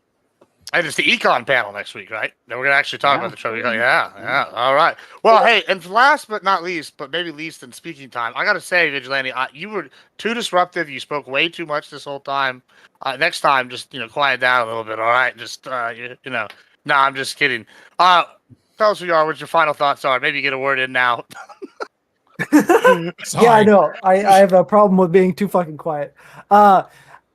Generally speaking, I think we actually heard some pretty good opinions from Scott, which is something I very rarely ever say. Especially when it comes down to the just forcing the votes. Like I said, I heavily agree with that. I also think Lactoid hit on something that would probably be a good idea that I don't necessarily think would go in the way that he thinks it would. I think we should probably use the citizenship test as your proposed test to be able to vote. I just don't think that would go the way that you think it would. On the illegal immigration or illegal immigrants being able to be counted for votes, I generally don't think we should. It's the same reason we really shouldn't have fucking counted slaves for voting power in the past. It's if they can't vote, they shouldn't be counted. And you can find me at the Vigilante TV on Twitch, Twitter, and YouTube. All right. Thank y'all so much. It's been a great panel. I'm going to go ahead and raid Grid here so that maybe we can try to get him affiliated. He's on the hunt for affiliate. I appreciate that. Help him out, guys. Yeah, we'll get him there. So check it out. Let's get it monetized everywhere because that way we can all make more money and we're all capitalists. All right. But thank y'all so much, guys. It's been great. I'm a filthy, we'll see y'all filthy soon. capitalist. I'll hit y'all about next week and stuff. Thank y'all. Have a good one. Yeah, and to my audience, if you're, because I'm not on Twitch anymore, if you go on Twitch from time to time, make sure you subscribe to or follow. Sorry, Grid. Yeah, appreciate that. Oh yeah, I forgot you're on there. Where's everybody going? What's that? I forgot he's on Twitch. Well, the panel's over, so a lot of people, there's I got to go too. arguments. I got to go too, but I was I like to argue. Hey, all I've heard thus far is we want to give IQ the conservatives want to give IQ tests and more I didn't power to say the that. boomers. And I've never heard he's Lactoid Oh, said IQ tests. No, And it's like, and Lactoid you did said say IQ boomers. test, which would be And I'm fucking just like, terrible dude, idea. dude, we're gonna have a Democrat country for the rest of the fucking until Yeah, no, it crashes. that's why, Scott. That's It's like literally we're why I gonna said in my only give it to outro. high IQ landowners. All right, Those that's are- not gonna work for us. He's the It's only literally just gonna be conservative. Democrat voting landlords. Like the only true Yeah, conservative is again- Grid, though, right? Other than Gibbs. I Scott, I that's don't why know. I made a Republican, great Lactoid I would say in my Grid, outro Grid, because like, Grid Grid is the only the Republican. Like I would say both myself and Lactoid are conservative. We're just not Republicans. They're definitely right? not I Republican. mean, like I go to believe all in the meetings, order-based they're never politics. I there. believe in the iron law of oligarchy. I believe in like the entropic law of nature and of man. Like I believe in many of the things that you would say are conservative values. And limited government, especially economically, tends to put me where Republicans pretend they are. Yeah, I think it's interesting that the whole engine of the country thing was like that was weird for me. I Dude, he couldn't said get he over it. wasn't using GDP, and it's like, dude, you're using GDP. But We then, all know but you're then he using GDP. literally appealed to GDP. there are problems. So like, obviously farmers are important. The problem that we come into though is like the primarily the food that we grow ends up either being used to feed livestock or it gets used as like an exporting tool. And we mostly import most of the food that we eat. Like Most of the food that we get our is dairy food. industry and meat and dairy industry is an export business. That's why like when you somebody brought up the price of eggs. Well, the reason why the price of eggs went up so fucking much recently is because of the fucking tariffs. Because most of our eggs are imported from Canada. But people that live in cities, and I've lived in both. That's one of them. I've lived in both, right? And I mean, I still have an apartment in New Jersey, right across the river from Manhattan. Like I can see Manhattan from the roof of the building, and it's the yeah. Oh man, that's such a like a rich man thing to say. I have an apartment that looks at Manhattan. I would never live in that fucking hell. Just close enough to drive. It's because of the when I fucking need to. taxes. I had an apartment in Manhattan. I'm with you. I had Dude, I not only that, but fucking. I obviously like I was stationed at Fort Drum, and Yeah. some of the laws in New York are so fucking insane. Like the recycling laws, where it's Yeah. like you can be All of it's fined insane. for not separating the recycling, even though it's all going to go into a barge and city be can't shipped pick to trash fucking up Puerto on Rico, time. anyways. Like you know, it's the like city what is can't pick happening? up trash on time. Like So we're all we actually pretending like we're did recycling. we did have an apartment in we were leasing an apartment in Manhattan. Actually, it was a really nice apartment in Manhattan. But I'm like in the last year we rented in Manhattan, it was 2020, right before the pandemic. We got a tax bill from the state of New York City, or from the city of New York City. City income tax, brother. City income tax. I want you to understand. Mhm. We're already paying federal, state, New York City income tax was $36,000, brother. In income That's why tax. I don't. That's one of the reasons why I don't necessarily support the multi-layered system that we have, and I think we need to focus more on a federal level system. Is because with the way that our system is structured, it basically requires that we have state and local level taxes because the federal government doesn't do everything that it should. Well, it's stupid. the federal government shouldn't be doing any of it. That's just hold on. That makes no sense. That's literally just shifting power from local governance to a governance that's more disconnected with people. Yeah. And it's still going to require taxation. It's just going to be even less efficient and therefore require more taxation. You're just arguing for more taxes for no reason. Not necessarily, because I'll hear you out. Yeah, to a degree, yes, I do think there needs to be more taxes, but I mostly think that needs to be on like the top 1%. That's I am the top exclusive. 1%. I am the top 1%. You're the top. You You know, if you make a reasonable salary, you are over the top 1%. Dude just told you he got a city income tax of $36K, and you couldn't guess that he was in the top 1%. Come on, brother. he might be like I'm guessing you're probably like around a millionaire or like a multi-millionaire maybe. He's not going to tell you exactly how much money he makes, but all you need to know is this: if you're a doctor or an engineer, you're in the 1% in America. If like you don't make, actually need to make that much money to be a 1%er. When I talk about like raising taxes on like you mean billionaires, right? Income earners. Yeah, I'm mostly talking about billionaires. Yes, but also like technically, I'm also talking about myself. I make fucking like 60K a year. So like, and I'll be making. Look, this is just my entry. Isn't the median household income like 57K? Okay. And look, and this is, you know, so I think only my chat is seeing, maybe Twitter is saying, I don't know. For me anyway, Scott's probably still streaming. I'm still streaming, yeah. My average spend a month on properties, groceries, just living life is $28,000 a month. I spend $28,000 a month. And I don't have a car payment. As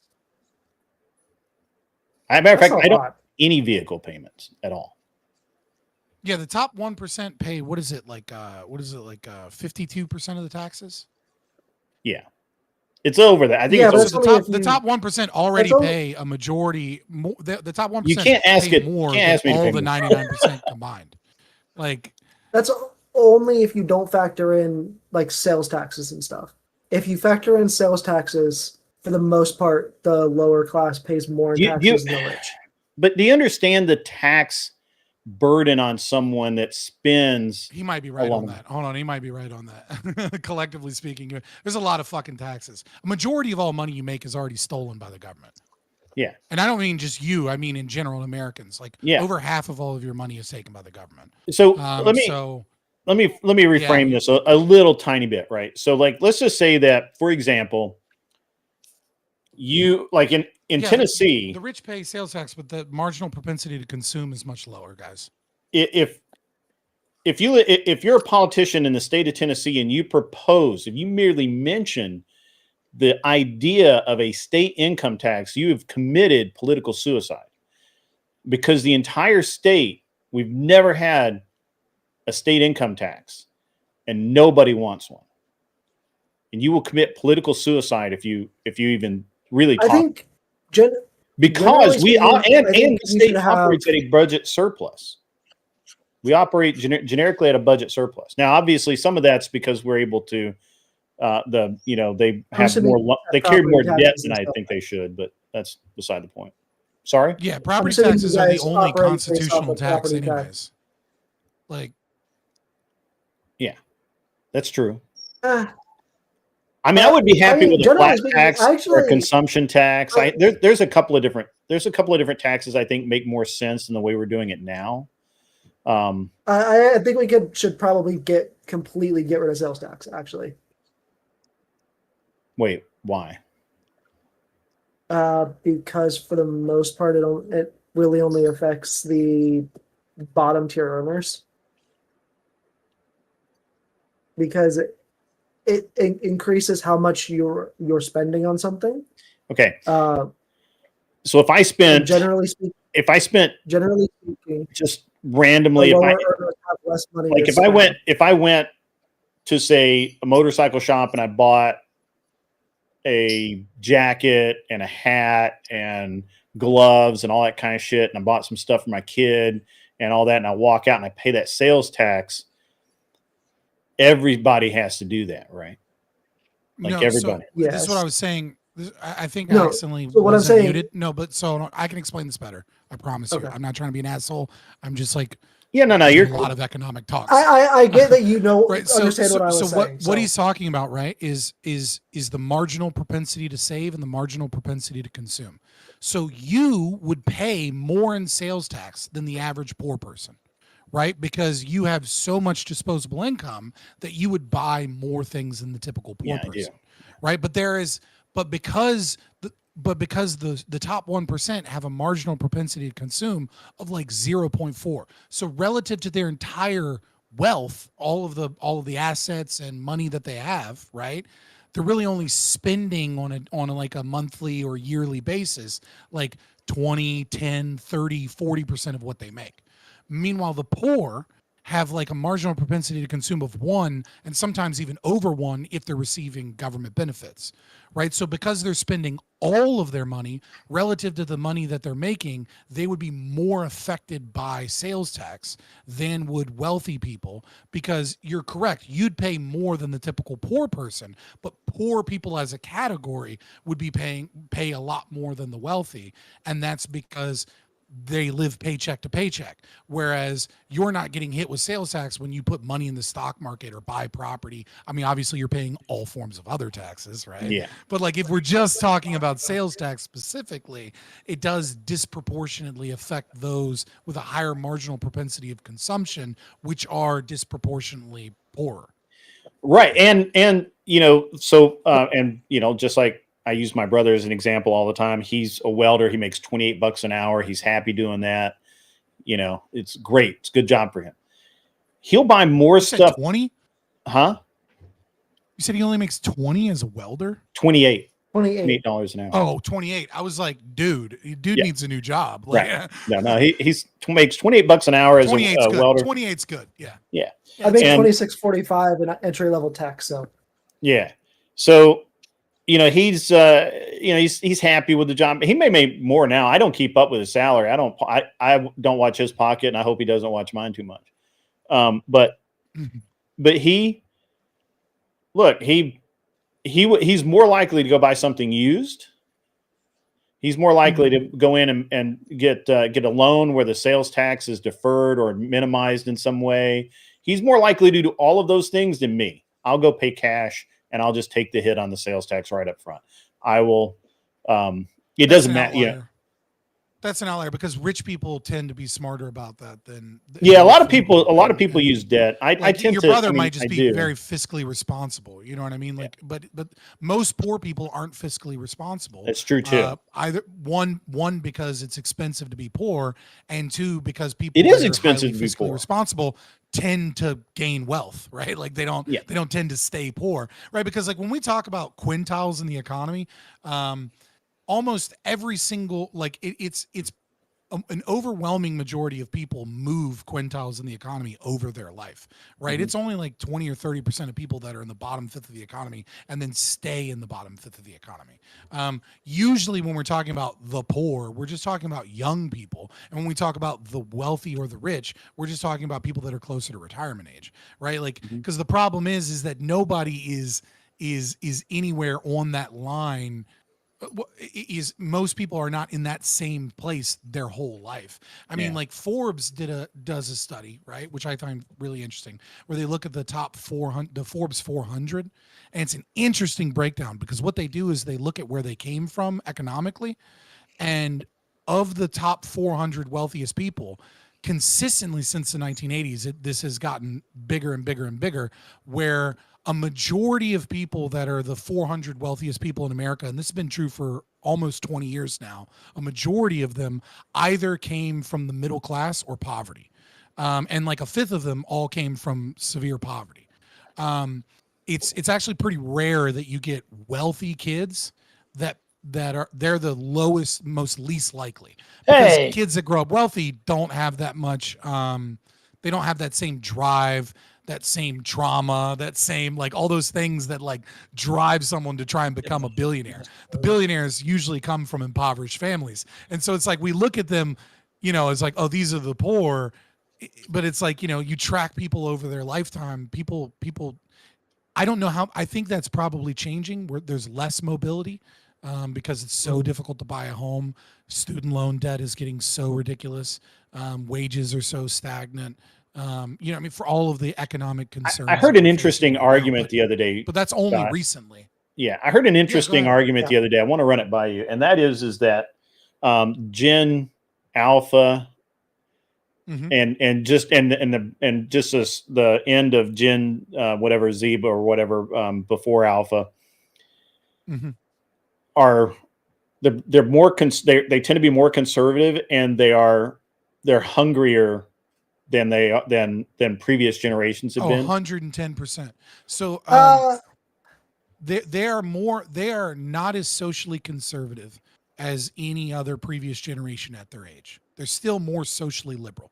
But in terms of government and in terms of finances and economics, they are more conservative than any other generation that we have tracked political ideology at their age, right? So they're still fairly like left wing, right? But the Gen Z males are breaking this mold. Gen Z males are tipping conservative, which is has never happened. Like boomers, Gen X. So I want to clarify this a little bit, because the statistics on this are like kind of screwed up. So like they are statistically voting more towards the Republican Party. That part is true. Well, I was talking about like the even younger than the Gen Alpha guys that are still in, you know, we don't have good data on Gen Alpha. Yeah, and it's we hard don't to, have it's that. hard to track. But I've heard it. Someone made the argument the other night. I'll finish what I was kind of where I was kind of going with it. That they're more conservative. They're more fiscally responsible. They're hungrier. They, and I'm like looking around, and I'm like, you know, I do notice that, right? I do notice that, and you know, we have, in that Gen age Z group, are hustlers. in that, they're hustlers. In that age group, I see more kids that are like, I'm not going to go to college. I literally just talked to a kid the other day who's like 16. They're nihilistic. Yeah. They're nihilistic, right? It's some of them. But the ones that aren't nihilistic have grown up in a world where like millennials. So my generation, right? My generation was the last generation that grew up with a promise of prosperity. And I turned 18 a few months before the 2009 financial collapse. Okay. And I grew up in a world where it was like, go to college, get a good job, you'll be able to be a homeowner, everything will be great. And then when I hit the job market, right, and I'm 30, almost 35.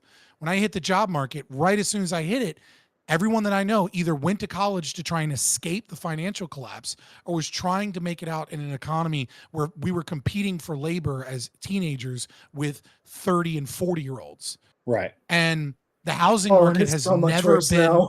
right. The housing market has never been viable since I've been an adult. For me, it has only gotten worse and worse and worse for a first-time home buyer, right? First-time home buyer in your generation was like, and boomers was like, it was like in 1990, the first-time home buyer average age was 28. Now it's 39, right? The average age of a first-time home buyer today is a year away from being 40. It's the same people buying houses 15 years ago that are buying houses now. And it's even worse when you look at multiple homeowners. It's like in the 50s, right? So it's you know, late Gen X and early boomers that are still buying most of the properties right now. Millennials aren't in that job market at all because we just don't have the wealth to be able to afford a home. It's just not a reality for most millennials. But Gen Z watched all that happen as a child. And so, and then they watched apps and things like that create a gig economy, right? Like with Uber and Uber Eats and all that. So the combination of seeing that gig economy and seeing there's no way I'm going to they tried to sell them the lie, but they didn't believe the lie that you can just go to college and get a good job and you'll be fine, because that's how they grew up. Whereas we millennials grew up with this lie, and then right as we became adults, the fucking economy collapsed and that whole promise fell apart. Yeah. So there's an interesting, statistically speaking, that goes into what I was going to say. It's Gen Z, typically speaking, is either really far right or they support socialism and communism because like we but I'm talking more so like they want a revolutionary change. That's it. Yeah. So it's, which is why you'll see a lot of Gen Z males that aren't necessarily as educated on the policy stuff, like the fucking one dude from Jubilee, that are just straight up willing to say they're fascists. So I mean, what you see I've the same thing noticed, from the Scott, communists. is and I'll and I've noticed the same thing. I know several young men in the 16 to 18-year-old range that have talked to me about they're skipping college altogether. They're going directly into either some sort of tech training, or they're going into Mhm. the military, or they're going somewhere where they can get skills without paying for it, right? Like they're really um, they're hustlers, and they want to do that. And so Yeah. my own son can't, now we do not, we've done a pretty good job, I think, of not really letting our son know how true, what the real score is, right? Like I remember, anyway, it doesn't matter. But I remember about a year and a half, 2 years ago, obviously he's in eighth grade. They're starting to talk about college and all of that. And my son started talking about going in the Marines or going into the Army or something like that. It's all military, military, military all the time. And I thought, okay, that's cool, because we know a lot of military people. I'm like, hey man, why are you doing this? Because mom's going to ask you, right? And because she's college all the way, right? And Right. he's like, yeah, No, the Chinese mom is yeah, college right, all the yeah, way. that's a Who shocker. would've guessed? That's a shocker. Yeah, you didn't see that coming. And so No, not at all. so my son looks at me and he says, just straight up, he's Well, I got to like, pay for college. Yeah. I got to pay for college. I don't want to be a burden to you guys. And I was like, the fuck did this kid say? And he's literally, Right, and you're like, oh shit, he doesn't know how wealthy I am. He doesn't realize that this. yeah, he doesn't. He's got like, happy to do it. he's As long as getting. his I mean, grades he's are good, obviously he's a little paying for older it. now. He knows, but but he doesn't. He had. He's just for him. I mean, it's yeah, like I went into the Army to pay for college. You know what I mean? It was the same thing. Like it was like I how the fuck are tried. you gonna afford college. yeah, You he's tried? like What does so. that So mean? now You got but you he's- got booted out at spinal- MEPS. No, yeah, well, yeah. I have spina bifida, so I got told no. Well, yeah. You can't join the Army with spina. You can't do the duck walk, my guy.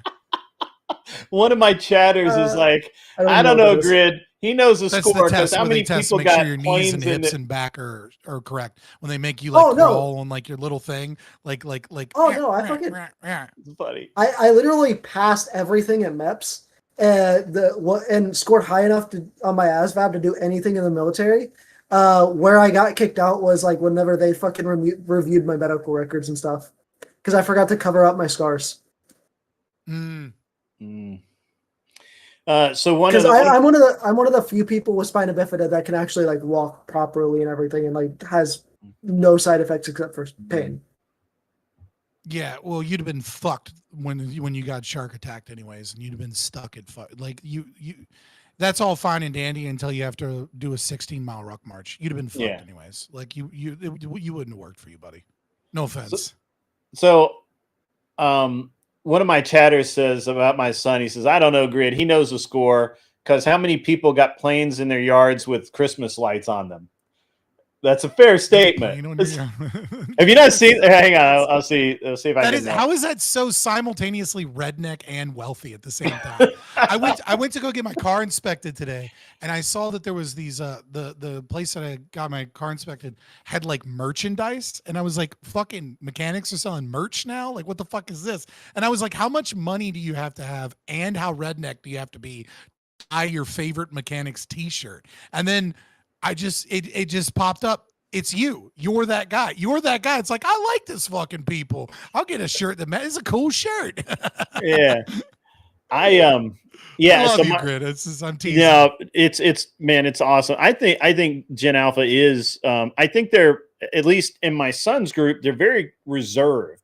They're not like super flamboyant. They're not real, and they're, of course, there's a very specific reason why it is that way, but so my son's target now is he wants to go to West Point so that he doesn't have to pay for school and he gets paid to go to school while he's there. That's the way to go, so that he doesn't have to do lower enlisted, right? Like you graduate West Point, you go do your 6 years. Second as an lieutenant, officer.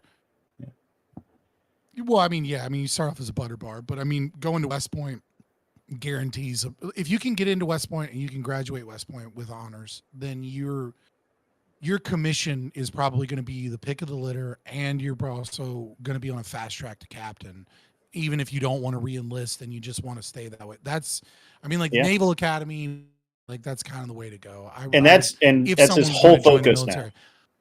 Also, I'm not, you know, now I'm not really pro-military. I understand it's a good option for a lot of young men, but you know, yeah, it's an anarchist now, so obviously I'm not super like, pro going. right, into the right, army, yeah, but I mean, hey, it you did know, a lot of. I but you have can to admit- admit that it did a lot of good things for me. You know, yeah, you As can much as admit that I something's good for you and not, you know, not support it completely. not morally good. I don't know. I know a lot of very good military people, so I have a different I know perspective. a lot of good military people. My roommate is a good military person. My roommate with PTSD that went and fought wars for some other people and now has psychological trauma, and nobody could give a rat's ass about him other than a platitude, because that's what we do is we send young men to die for other people's wars Right. so corporations can get rich.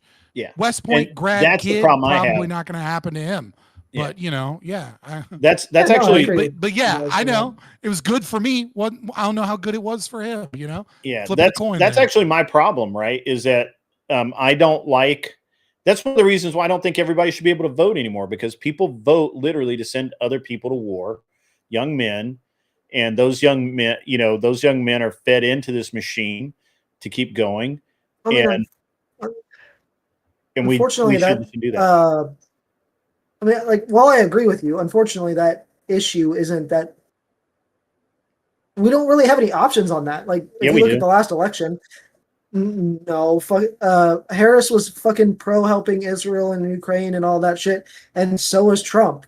Oh well, at least Israel. He's fucking over Ukraine, but like when it comes down to it, like we really don't have. Hold on. Did you just be like, we don't have an option? How dare people be pro-war, and then immediately just 180 your position and be like, Yeah, like but he's Trump's fucking not over- doing No. enough for the war in Ukraine. Like, are you pro-war or anti-war, my guy? Like, fuck Ukraine, fuck Russia, Hold fuck on. Israel, fuck Yeah. Palestine. I Fuck have them all. I have a I'm very, anti-war. I have a very new. I'm a very nuanced opinion on it. I think I think it's okay to help people who are defending themselves from outside invaders. Ukraine, So, like, the Ukrainians were the aggressors.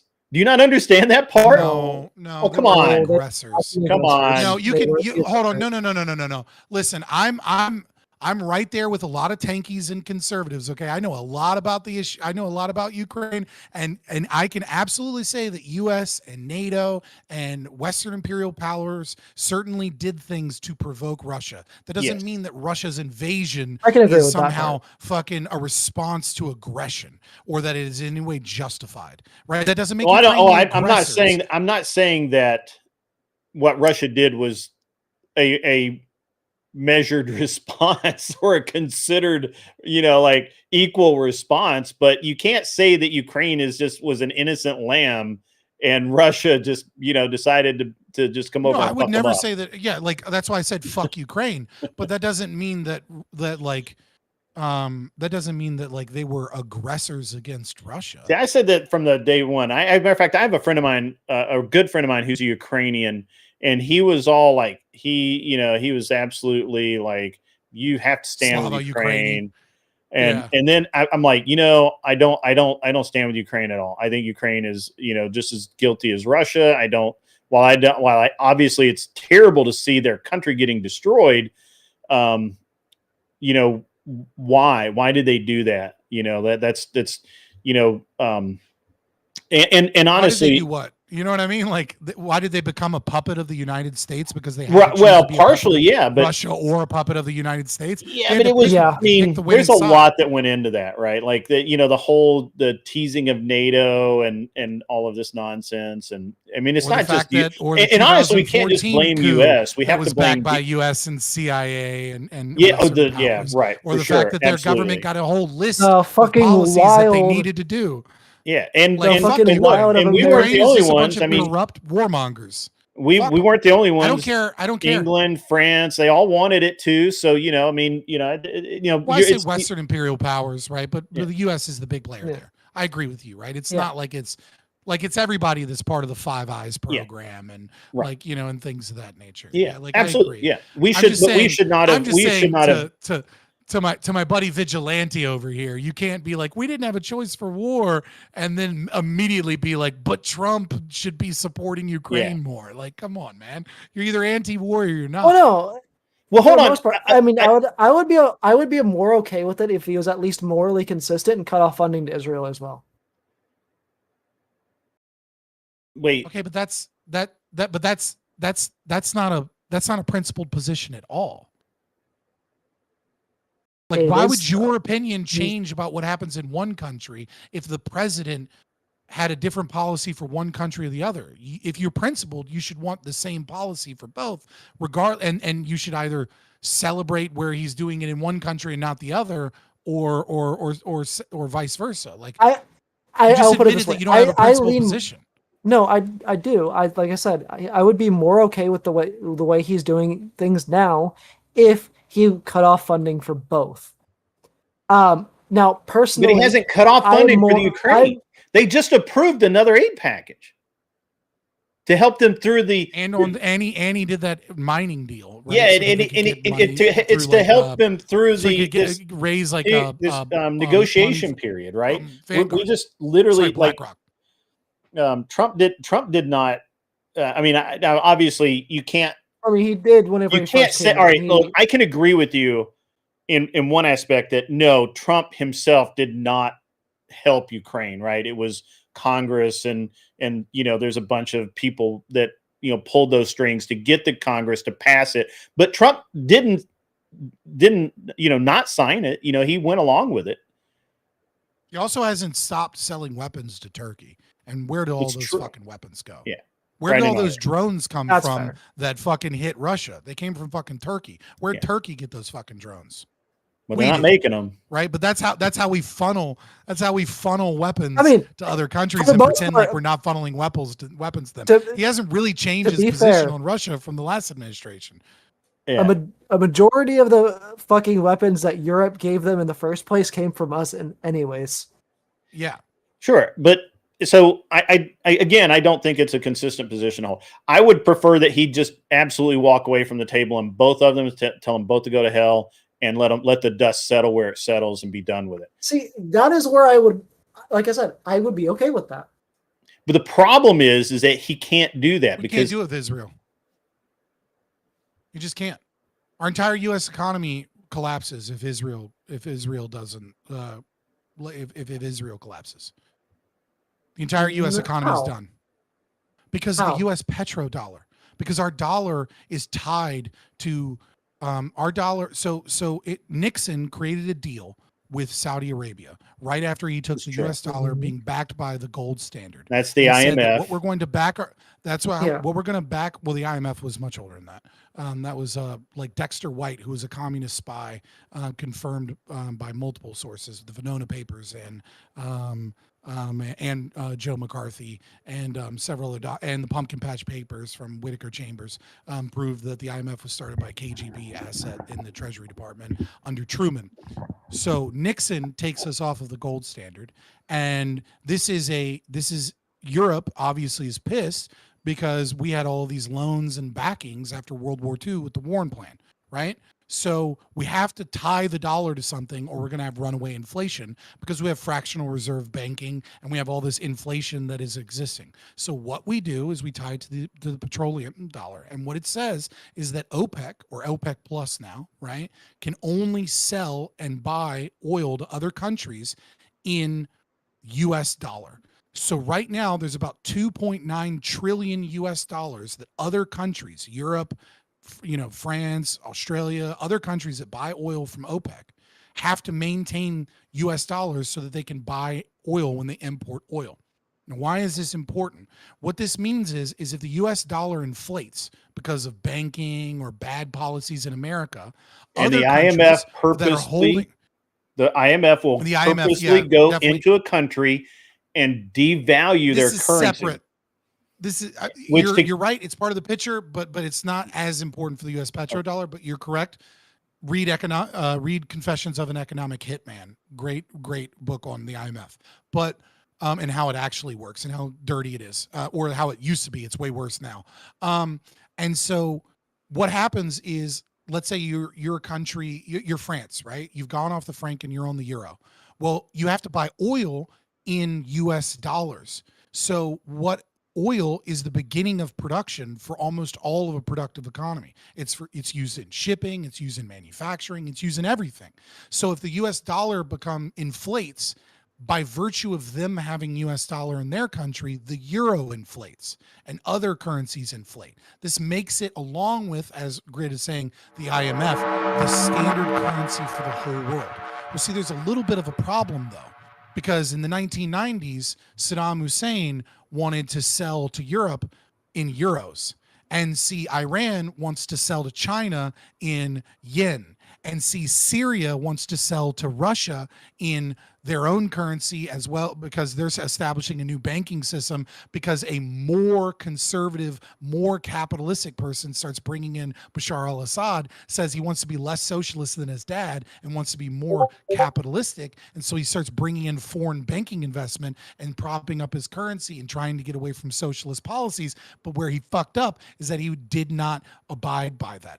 Israel is the power player, along with our wars in the Middle East, where we can topple regimes and fuck up countries if they try and trade oil to other countries other than the currency. Why in the fuck would Israel and Saudi Arabia always be working together? And this bullshit narrative of, well, there's Salafism versus Wahhabism or Sunni versus Shia. That ain't the real player. The real player is oil. And we don't fight wars for oil. We fight wars to ensure that oil is traded in US dollar. Well, here's a funny little thing. In 2024, that deal ended. There's no longer a treaty with Saudi Arabia that forces them to use US dollar. And you see BRICS in places like Brazil and, China and Africa trying to make deals for, the Belt and Road Initiative, along with Saudi Arabia's, one of the Saudi prince's plans. And he is one of the major power players that wants to switch over to using local currencies instead of the US dollar.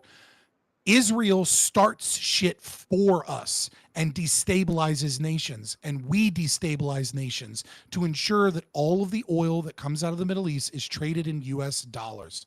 Because the thing is we could drill all our own oil here. We have enough oil for what we produce here 10 times over. It's true. We have fuck tons of oil here, but we don't do that because it would weaken the US dollar, because we need the US dollar to be traded in that currency. So the problem is you can't simply defund Israel, because if you defund Israel and you start making Israel an enemy, or at the very least not aiding them, then what could end up happening is Israel could become isolationist and stop starting wars on our behalf. And then other countries might start selling oil other places. And what happens then is that 2.9 trillion US dollars goes back into the American economy. And what is the true definition of inflation is not a rise in prices, it's an increase in the money supply. And if $2.9 trillion or more, that's what we estimate, it could be, it's probably higher, enters the US economy quickly and rapidly, what ends up happening is hyperinflation. We go into another depression. Without a doubt, we will see the Great Depression occur again if we stop the entire reason for the CIA and letting exists. Israel bomb people for us. Yeah, I mean, that was the reason for the OSS and the CIA in part, ever since the Eisenhower Doctrine. And it's an interesting thing, because you had, when Russia, China, and Venezuela met to have their own petrodollar, basically, that's when all the talk about Taiwan started back up, because obviously nobody wants that to happen. Well, not really. So, and when we were drilling, or when we were fracking in the northern United States areas, North Dakota, Wyoming, that sort of thing. When we were fracking and we drove the price of oil down below, it was below $50 a barrel. The Saudis were screaming, and what they were going to do is they were going to break the treaty. They were going to be like, "Fuck you guys, we're not their biggest customer," and yet we. What they did is they started holding on to oil reserves. They started increasing their strategic reserves to drive up the price of oil. Yeah. It goes a lot deeper than just like Israel is a democracy, man. It's It's one of the few things where me and communists will like sit together and be like, we both see how the world works, and everybody else is like, you're crazy.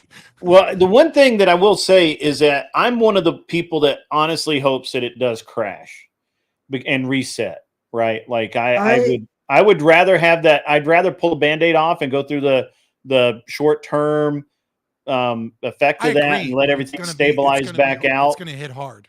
It'll hit hard Somebody for like sure. Trump could never, because he's too much of an ego. He's too much of a narcissist Well, to intentionally. the problem is cause we'll the never US get a economy to politician collapse, that'll do You it. know what I mean?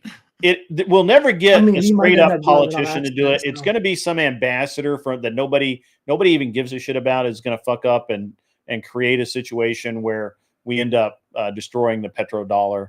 And I mean, that'll or China beats us, right? I mean, China's a paper tiger, but at this point, the petroleum dollar is kind of weighing on a scale to see who wins economically, BRICS or the U.S. and our partners. and being an isolationist, again, I would rather have the short term pain of the hyperinflation and the depression than have another 50 to 100 years of this constant back and forth.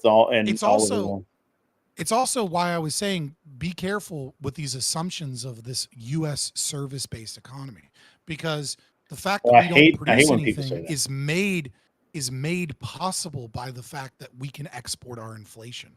All these fucking email, banking, tech jobs, all these office jobs where they don't actually produce anything tangible or material, it has value. I don't discount that. But there's a reason that we have these fucking email jobs and all these, GDP number go up, and you have all these companies that are producing nothing and somehow still gain in wealth constantly. It's because our entire economic empire is based around the false evaluation of the productivity of companies, and it's all about, part of it is DEI and shit. Conservatives overblow how much of that is actually affecting it, but it is an effect, right? Stakeholder capitalism from the World Economic Forum, getting your ESG, your environmental social governance, goals, sustainable developmental goals, 2030 plan from the UN and coming in, and NGOs. And we have an entire fake economy that is backed up by the US petrodollar. Yeah, we don't absolutely. produce that much.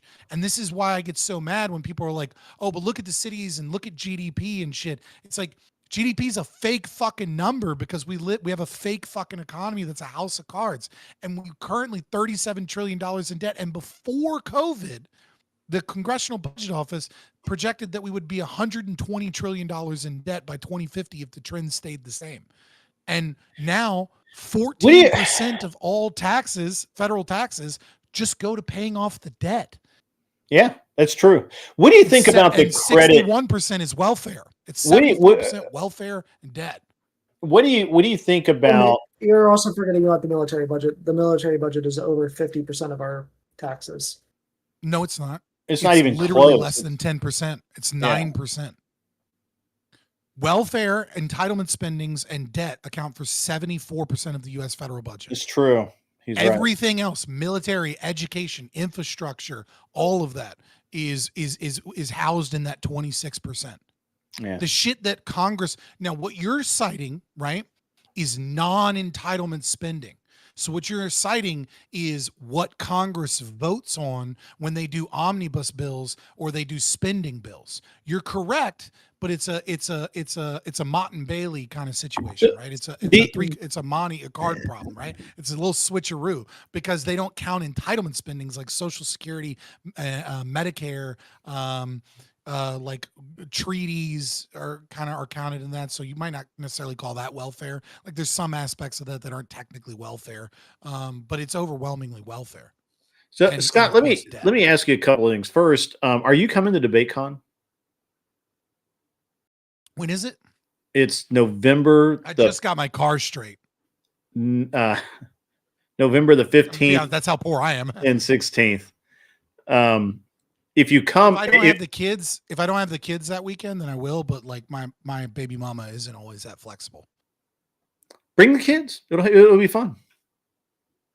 I have an autistic toddler and another toddler.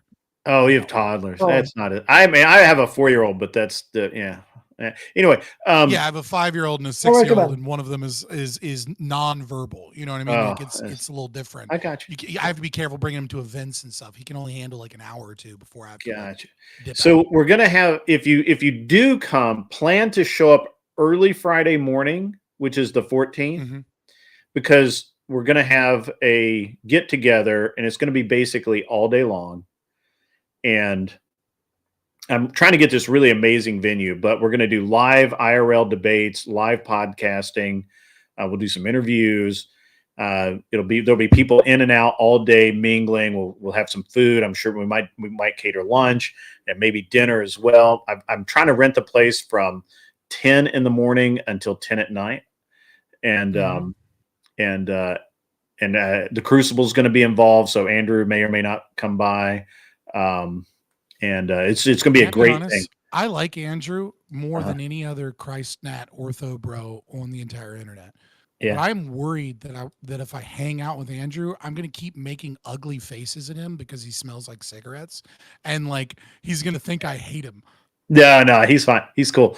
Like, And then I haven't been to Tennessee. I if I can go, I'm gonna go because I mean, it's my in family Nashville. moved from Appalachia to Gatlinburg, Sevierville, and stuff. Like, I mean, like in a part of my roots are Tennessee. As much as I'm a Virginian, right? That is kind of my family and my roots to a certain degree. Yeah. And so if I can go, and I haven't been to Nashville in forever, Yeah. so I definitely want to go if I can. So the debate con itself is from noon until like 9 o'clock.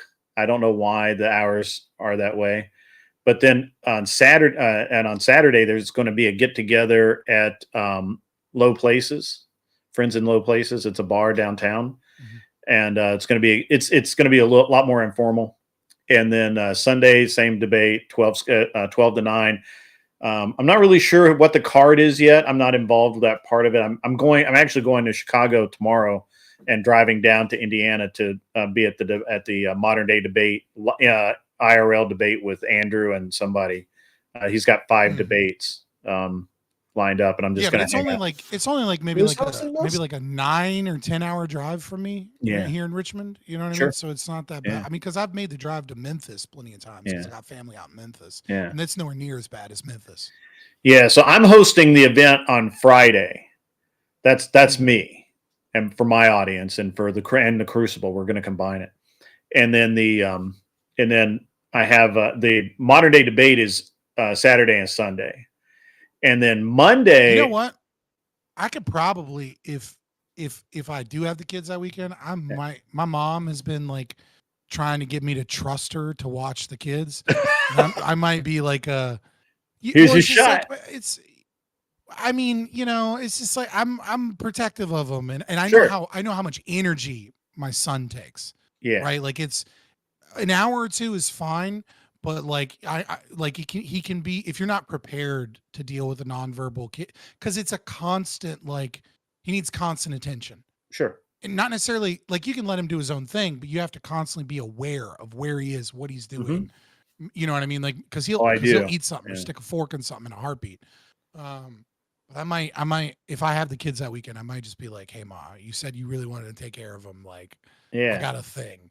So Monday, for anyone that's still here and hasn't bugged out Sunday night, because I thought if debate's going to end at 9 o'clock, I don't think anybody's like getting on a plane or driving home at 9 o'clock. So for whoever's left over, I think we're thinking about doing maybe a range day, just go shoot a bunch of guns and hang out and be dudes.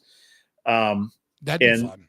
And then have another round of IRL until people have to catch their flights and do all that. So there's going to be, I know Rob Knorr is going to be part of that. He's going to be hanging out with me and the crowd. We've got some other reasonably good debaters coming in. Jake from Jake Viopod is coming in. I'm not really sure who on the left is going to show up. I've been trying to taunt people, but the left have proven very taunt proof lately. They don't like to show up. But I am supposed to.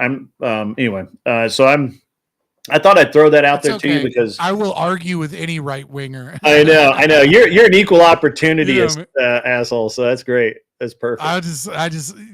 All you got to do to taunt the right is just go, yeah, you're a fucking socialist, and then we're on. We're ready to go. Yeah.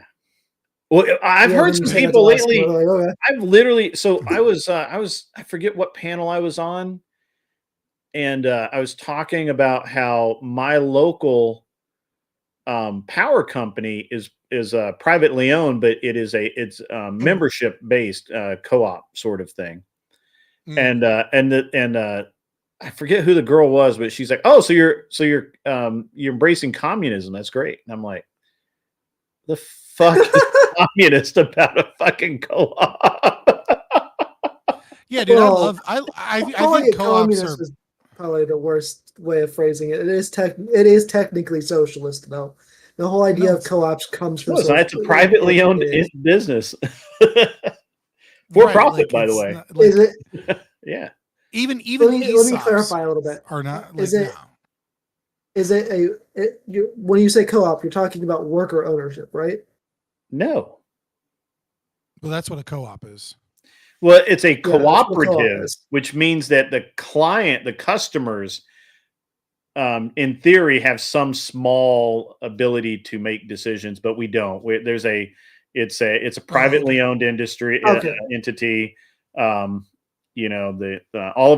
of the money goes into it. She probably misunderstood then, because when Well, you know what a we're farmer's talking about co-op co-ops, is, right? Do you know what a farmer's co-op is? no, Well, there's a bunch of well, laws, you for guys example, mentioned like the against city dairy. person. Yeah. So like for example, there's like raw milk laws, right? Mhm. And so it's illegal to sell raw milk because liberals that live It in is. cities are It's legal retarded. in Tennessee. Right, but in most places it's illegal. And so one way that you can get around that illegality is you can create a farmers co-op where you're all part owners of the cow. And now all of a sudden your membership fees allow you to be a part owner of a cow, so you can show up to your farmer co-op and then you can get your raw milk that you're allotted, or have the right to purchase milk there as a member, as a part owner of this cow. So technically the fruit of the cow, the milk, is now no longer being sold. Rather, you're a part of like a co-op. And so therefore you can get your raw milk, because raw milk has like a ton of probiotics in it. It's got really a ton good of for things you. that are healthy for you. It's really good for you. What's not really good for you is transporting raw milk any level of distance. The Right. moment you like put it in your car and drive more than 20 minutes and it starts heating up is the moment where you get fucking sick as a dog. And that's why we have pasteurization. But if you live out in the if you live near the cow, there's absolutely zero fucking reason that you can't drink raw milk. And it's way better because it's got all kinds of good biotics. See, The protein count is higher, etc. that That's would a be a little bit co-op closer too. to what we. Yeah, that would be a little bit closer to what we're talking about when we talk about co-ops. What Grid was talking about is So a not. farmer's co-op actually I mean, they're is, both co-ops. It's yeah, just, a farmer's you're co-op using is the where a word to bunch of mean one farmers thing. get together and they form a business to buy farm equipment, feed, supplies, all of That's these another things. one. Yeah, that's another co-op. And get a lower cost on it. We we used to call those group buys, right? In the 80s and 90s. Mhm. But but they basically, Buy it's in bulk, Sam's Club. essentially. Basically, it's Sam's Club, but it's a bunch of people who privately own it. That's my wife, which means I'm going to have to go. Hey, Yeah, I'm almost done. I was just on the panel debate and I stayed a little later, so I'll be right out. I'll be honest. I was literally. All right, love you. Bye. Sorry. I was only staying here because you were still streaming on Twitch, and I didn't want you to like have to get out because I wanted to help you get a. Oh yeah, I appreciate that. I'm not Twitch smart, so I got to figure all that out. But I've got to go pack for my trip tomorrow. I got to be on a plane at like 8 o'clock. So I'm one of the few leftists that's not scared to sit and just chat with right wingers. So yeah, okay. Yeah, you can DM me whenever, brother, if you want to set something up or a debate or a discussion. Do not debate Fabian one-on-one. He will destroy you. Dude, one-on-one, if I'm talking, I don't debate one-on-one unless there's a moderator. I just have a conversation. That's true. Because I'm gonna be honest with you, I prefer doing interviews and conversations. The only reason I do a debating is because conversation. it's an easy It's way way to better. get viewers, better plan. and it's an easy way to like attach to other people. You ever see me sitting at 300, 400 viewers consistently? You know what you're gonna see? A lot of fucking interviews and discussions. You're gonna see a lot less debates from me. I'm a good debater, but I'm a better interviewer. It's what I prefer to do. Ladies, gentlemen, I have to go. I'll see you. I appreciate it. Peace. All right. All right, guys. I have to go. I'm going to send you guys over to, well, let me see. Make sure where I'm going to send you because I don't remember if they're still even. All right. Yeah. So I'm going to send you over to Glenn's and you can talk about religion and stuff. In the meantime, I've got to go get ready to be on a plane. You guys were all cool.